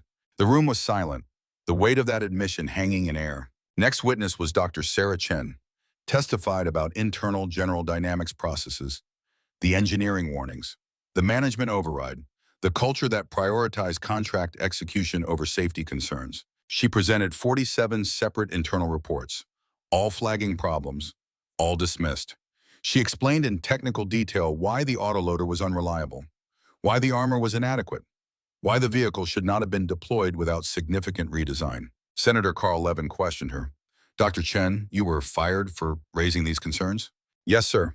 And you believe that firing was retaliation for trying to ensure soldier safety? I know it was. I was told explicitly, make the system work or find other employment. I chose integrity. General Dynamics chose profit. Next came Sergeant Major Vincent Kowalski, 32 years of service, testing expert. He testified about the culture of defense testing, the pressure to pass systems regardless of performance, the career consequences for testers who wrote negative reports. The problem is not one program or one vehicle. The problem is systemic. We have created a system where telling truth about equipment problems is career suicide, where test data gets manipulated to meet predetermined conclusions, where soldiers' lives are less important than program success. Until we fix that system, we will keep building flawed equipment and wondering why soldiers die. Then Captain Derek Martinez took the stand, still active duty, still in uniform, taking enormous risk by testifying against Army program. His testimony was powerful because he had no axe to grind. He was not retired, not fired, just a serving officer who watched his soldier die and wanted answers. He described the October 28th ambush, described Tyler Johnson's death in detail that made people in audience weep, described the penetration that should not have happened, described writing reports that disappeared into bureaucracy, described requesting upgrades that never came. Senator McCain asked him, "Captain Martinez, you are risking your career by testifying here today. Why are you doing this?" Martinez looked at the Johnson family, then back at McCain. When he spoke, his voice was steady, but his eyes were wet. "Because Tyler Johnson was my responsibility. I was his commander. I told him to trust his equipment. I told him he would be safe. I was wrong. And he died because I was wrong. I cannot bring him back. But I can make sure everyone knows why he died. I can make sure his death forces change. That is the only way I can honor his memory. The only way I can live with what happened." Do you believe the Army failed Specialist Johnson? Sir, I believe the entire system failed him. The Pentagon, the contractors, Congress, everyone who knew the vehicle had problems and sent us anyway. We all failed him, and until we admit that failure and fix the system that caused it, we will keep failing more soldiers. The hearing recessed. Senators needed time to process. America needed time to absorb what had been revealed. The case was damning, overwhelming, impossible to dismiss. Day 2 featured the people being accused. General Marcus Donovan took the stand, sworn in, surrounded by lawyers. Statement prepared. He read it carefully, expressed sympathy for families, defended his decisions, claimed he acted appropriately with information available at time. But under questioning, he crumbled. Senator McCain was relentless. Produced documents showing Donovan had received the warnings, had read the test data, had known about the problems, had chosen to proceed anyway. "General Donovan, you received Colonel Hartwell's report about ballistic vulnerabilities in March 2000, correct?" "I received many reports. This specific report, warning that side armor could not defeat RPG-7 at close range. Do you recall receiving it?" "I may have. I cannot remember specifically." McCain held up a document. "This is a receipt confirmation showing you electronically signed for this report. You read it, yet you recommended contract award anyway. What?" Donovan paused, conferred with lawyers, then gave the answer that would define his legacy. "Senator, defense acquisition involves balancing many factors: technical performance, cost, schedule, strategic needs. No vehicle is perfect. The question is whether it provides needed capabilities within acceptable risk parameters. I believe the M1128 did. Acceptable risk? Specialist Johnson might disagree, if he were alive to do so. Senator, with respect, combat always involves risk. Soldiers die in wars. That is tragic but inevitable. We cannot delay every program until every possible risk is eliminated. We would never field any equipment." The room erupted. Audience members shouting, Johnson family crying, senators calling for order. That statement, that cold calculation, that willingness to accept preventable deaths as cost of doing business, that crystallized everything wrong with the system. McCain let the chaos continue for a moment. Let Donovan understand what he had just revealed about himself, then restored order. "General, let me be clear. I do not question that combat involves risk. I question sending soldiers into combat with equipment you knew was inadequate. There is a difference between acceptable risk and negligent risk. You crossed that line. And a soldier died because you did." Donovan had no response. His lawyers had nothing to say. The truth was too stark to spin. Congressman Thatcher testified next, also surrounded by lawyers, also reading prepared statement. But his position was even worse than Donovan's, because the memo existed. The smoking gun, proving he had pressured for contract approval despite knowing about deficiencies. The questioning was brutal. Bipartisan brutality. Republican and Democratic senators both angry, both recognizing political corruption when evidence was this clear. Senator Claire McCaskill took the lead. "Congressman Thatcher, this memo shows you explicitly told General Donovan to approve the contract despite safety concerns because your district needed the jobs. Is that accurate?" "Senator, that memo is taken out of context. What context makes it acceptable to prioritize employment over soldier safety?" I never said that. I was simply advocating for my constituents. Your constituents being General Dynamics executives and shareholders, not the soldiers who would use the vehicle. My constituents include thousands of workers whose livelihoods depend on defense contracts. And how many of those workers died because the M1128 failed? Zero. How many soldiers died? We are still counting, but at least 18 documented casualties directly attributable to vehicle deficiencies. 18 families destroyed so your district could keep jobs. How do you justify that? Thatcher had no good answer. Nothing that did not make him sound callous or corrupt or both. His political career was over. He would not seek re-election, would retire in disgrace, would spend the rest of his life knowing he had blood on his hands. The hearing concluded with Pentagon officials, acquisition executives testifying in succession, each reading prepared statements, each defending processes and procedures, all claiming appropriate protocols were followed at every stage, all technically correct in narrow bureaucratic sense, all completely missing moral dimension of what had happened. Under Secretary of Defense for Acquisition, testified about the complexity of modern procurement, the balancing of multiple competing requirements, the necessity of trade-offs, the impossibility of perfect solutions, all true, and all irrelevant to question of whether specific warnings about specific deficiencies had been appropriately addressed. But he droned on, hiding behind jargon, using complexity as shield against accountability. Senators grew frustrated. The technical explanations were designed to obscure rather than illuminate. The bureaucratic language was meant to spread responsibility until it disappeared. Senator Susan Collins interrupted mid-testimony. Sir, I appreciate the complexity you describe, but my question is simple. Did you know the M1128 had ballistic vulnerabilities before you deployed it to combat? Senator, all vehicles have vulnerabilities. The question is whether those vulnerabilities are within acceptable parameters for the mission set. That is not what I asked. Did you know? Yes or no? We knew the vehicle had limitations, yes. Did you know specifically that side armor could not defeat RPG-7 at close range? We knew the armor protection levels, yes. And you deployed it to urban combat environments where RPG-7 attacks at close range were highly probable? We deployed it to provide capabilities that were urgently needed by commanders in theater. Capabilities? It got soldiers killed. That is not capability. That is liability. The exchange captured everything. The bureaucrat hiding behind process. The senator demanding simple moral clarity. The gap between them unbridgeable because they were speaking different languages.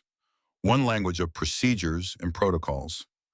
Other language of right and wrong. The final testimony came from an unexpected source. A Pentagon Inspector General investigator named Michael Torres. No relation to William Torres from Hartwell's past. Just coincidence of common surname. But the symmetry felt meaningful anyway. Torres had been junior investigator assigned to review Hartwell's 2006 complaint. He testified that the complaint had been valid, that evidence clearly supported Hartwell's claims about vehicle deficiencies, that his recommendation had been to pursue full investigation. But that senior leadership had overruled him. Close the file, mark case as unsubstantiated despite substantial evidence. Senator Lindsey Graham, Marine veteran, questioned him with barely controlled fury. Investigator Torres, walk me through what happened. You received a complaint from a lieutenant colonel with 26 years service, a test director, about safety deficiencies in combat vehicle. You investigated. What did you find? Senator, I found the complaint was credible. Colonel Hartwell had extensive documentation, test data, internal communications. The evidence supported his allegations that vehicle had known deficiencies that had not been adequately addressed before production. So you recommended further investigation? Yes, sir. Full investigation with subpoena power. Interview all parties, review all documents, determine extent of the problems and whether they were being properly managed. And what happened to your recommendation? It was rejected by senior leadership. I was told the program was too important to disrupt, that Colonel Hartwell had personal issues that made him unreliable, that his concerns were overstated and based on outdated information, that the vehicle had been properly tested and met all requirements. My investigation was closed. Were you satisfied with that outcome? Torres paused. This was the moment, the choice every bureaucrat faces, defend the institution or tell the truth. He chose truth. No, sir, I was not satisfied. I believed then and believe now that my investigation was shut down to protect the program rather than to serve the truth. I protested the decision. I was told to drop it or face consequences for my career. I dropped it, and I have regretted that decision every day since. Why did you drop it? Because I have a family, a mortgage, kids in college.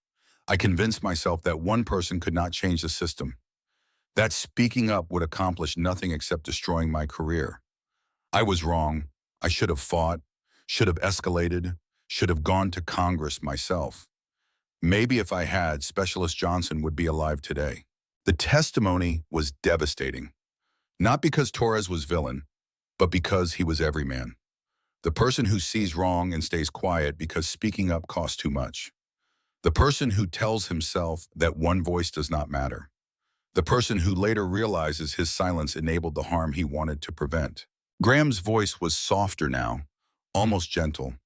Investigator Torres, what you describe is human nature. Most people make the choice you made. Choose safety over risk. Choose silence over consequences.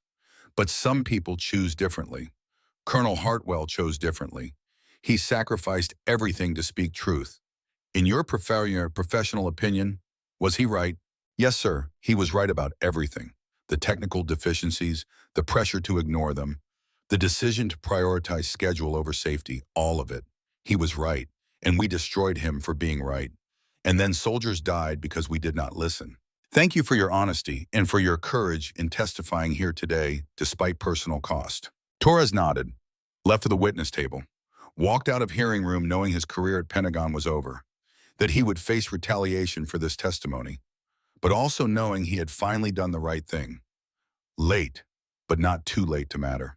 The hearing concluded after 6 days of testimony. Mountains of evidence entered into record, dozens of witnesses, hundreds of documents. The truth laid bare in excruciating detail. No more room for denial, no more possibility of claiming ignorance.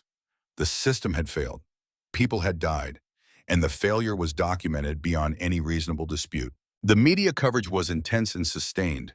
Every network ran specials. 60 Minutes devoted full hour to story. Interviewed Hartwell, Martinez, Johnson family. Put faces to the tragedy. Made it human and immediate. Every newspaper editorial page weighed in. Some defending Pentagon, most demanding accountability. Conservative papers focused on waste of taxpayer money. Liberal papers focused on corporate corruption. But consensus emerged across partisan divide that something had gone fundamentally wrong. The story dominated news cycle for weeks. Tyler Johnson's face became symbol of procurement corruption. His photograph appeared on magazine covers. Time, Newsweek, the American soldier betrayed by system. His parents became advocates for military reform, testifying at hearings, speaking at veteran events, using their grief as fuel for change. Robert Johnson retired from teaching to work full-time on advocacy. Margaret reduced her nursing hours. Their lives became mission to ensure Tyler's death meant something. Public pressure reached levels rarely seen on defense issues. Usually military procurement is too technical, too boring for sustained public attention. People care for a few days then move on. But this story had everything needed to maintain interest. Dead soldier, grieving family, documented corruption, clear villains, simple moral stakes. It stayed in headlines for months. Hollywood optioned rights to story. 3 different studios bidding. Eventually major production company won. Committed to making film about Hartwell and Tyler Johnson. Script went through multiple drafts, haggling over creative control. Hartwell insisted on accuracy. Studio wanted more drama. Eventually compromised. Film released in 2011. Modest box office success. Critical acclaim. Brought story to wider audience who had not followed news coverage. Documentary filmmakers made multiple films. Student projects. Professional productions. PBS special. Netflix series. The story had legs. Kept generating interest. Each new telling reaching different audience. Each reinforcing message that accountability matters. That whistleblowers deserve protection. That soldier safety must come before profit. But entertainment was secondary to real consequences. The changes that happened in Congress, in Pentagon, in boardrooms. the reforms that might prevent future failures, the question of whether all this attention translated into actual improvement. But the personal costs continued to mount.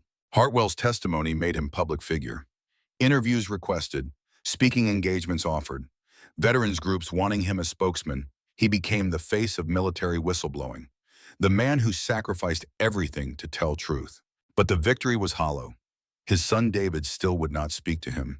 His ex-wife remarried and moved across country. He had no friends outside the small circle of fellow whistleblowers. He had vindication but not restoration, truth but not peace.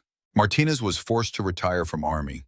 No formal charges, just made clear his career was over. Testifying against program was unforgivable sin in eyes of leadership. He left service in September 2008, went home to Texas, had to figure out what to do with the rest of his life. The only thing he had ever wanted to do was be soldier. That was taken from him for telling truth. But he found new purpose, ran for Congress in 2010, campaigned on military reform, lost first time, tried again in 2012, lost again, finally won in 2014, became Representative Martinez, then Senator Martinez in 2022, spent career fighting for procurement transparency, for whistleblower protection, for ensuring Tyler Johnson's death meant something.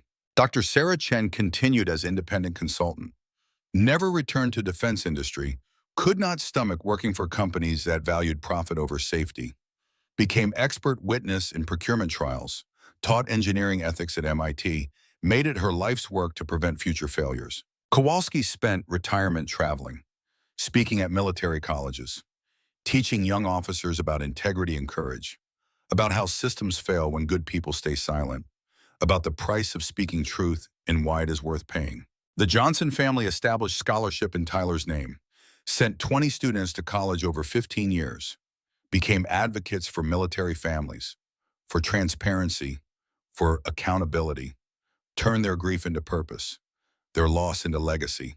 The M1128 program was officially canceled in 2011. All vehicles retired by 2022. Total program cost was $4.3 billion. 142 vehicles produced. 18 confirmed deaths attributable to design deficiencies. Hundreds more close calls. Thousands of malfunctions. The legacy was failure. Expensive, deadly failure. But also catalyst for reform. Congress passed the Military Equipment Transparency Act in 2009. Required independent testing verification. Strengthened whistleblower protections. Created oversight mechanisms for high-value acquisitions. Not perfect, loopholes remained, but better than before. The Pentagon implemented new testing protocols, more rigorous, more independent, harder to manipulate, not perfect, still subject to pressure, but better than before. General Dynamics and other contractors face tighter regulations, more accountability, more liability for defective equipment. Not perfect, still massive corporations with armies of lawyers, but better than before. Nothing was fixed completely. The military-industrial complex did not disappear. Corruption did not end, but the worst excesses became harder. The most egregious failures became less likely. Small progress, incremental progress, but progress nonetheless. And it happened because people refused to stay silent, because Hartwell sacrificed his career, because Chen and Kowalski and Martinez stood up, because the Johnson family demanded accountability, because Tyler Johnson's death was not allowed to be meaningless. The camera returns to Hartwell one final time. He looks older, tired, the weight of years and battles showing. But his eyes are clear, at peace in ways they were not at the beginning. People ask me if it was worth it, losing my career, my family, my comfortable life. For what? Some reforms that do not fix everything. Some accountability that did not include jail time for the guilty. Some recognition that came too late to save Tyler Johnson. He picks up Tyler's photograph, studies it, the young face forever frozen in time. I do not know if it was worth it. That is not for me to judge. But I know I could not have lived with myself if I had stayed silent. If I had let Tyler's death be filed away as just another combat casualty. If I had accepted that the system was too big to challenge. He sets the photo down gently. Tyler Johnson died on October 28, 2007. He was 22 years old. He believed in his country. He trusted his leaders. He thought the equipment he was given would protect him. He was wrong. And that failure cost him everything. His voice becomes firm, resolute. But his death was not meaningless, because we refused to let it be meaningless. We dragged the truth into light. We forced accountability. We changed laws. We reformed processes. We made the next Tyler Johnson slightly safer, not completely safe. War will never be completely safe, but safer. Is that enough? No, it will never be enough. Nothing can bring Tyler back. Nothing can restore what his family lost. But it is something, and something is what we owe to everyone who serves, everyone who trusts the system, everyone who deserves leaders who value their lives more than schedules and budgets and careers. He looks directly into camera. Final message, final testimony.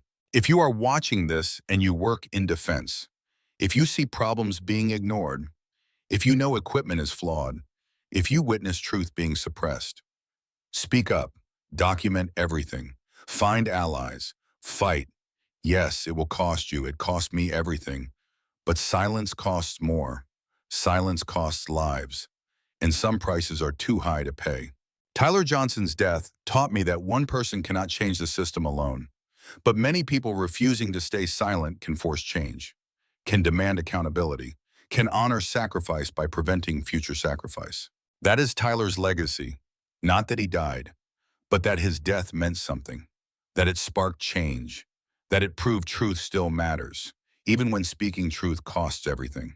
The camera pulls back.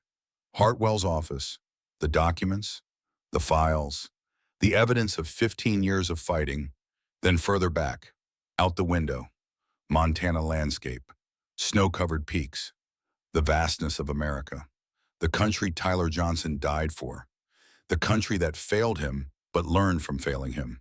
Final title card appears. This story is dedicated to Specialist Tyler Johnson and all soldiers betrayed by the systems meant to protect them, and to the whistleblowers who sacrifice everything to speak truth. May their courage inspire others to fight when fighting seems impossible. May their example prove that integrity matters more than comfort. May their legacy be a world where no soldier dies because leaders valued money over lives. The screen fades to black, but text appears. One more message. The fight for accountability never ends. Systems always resist change. Power always protects itself. Corruption always finds new forms. But truth always matters.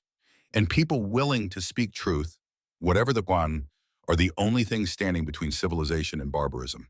Be those people. Honor the fallen by protecting the living. Never stop fighting.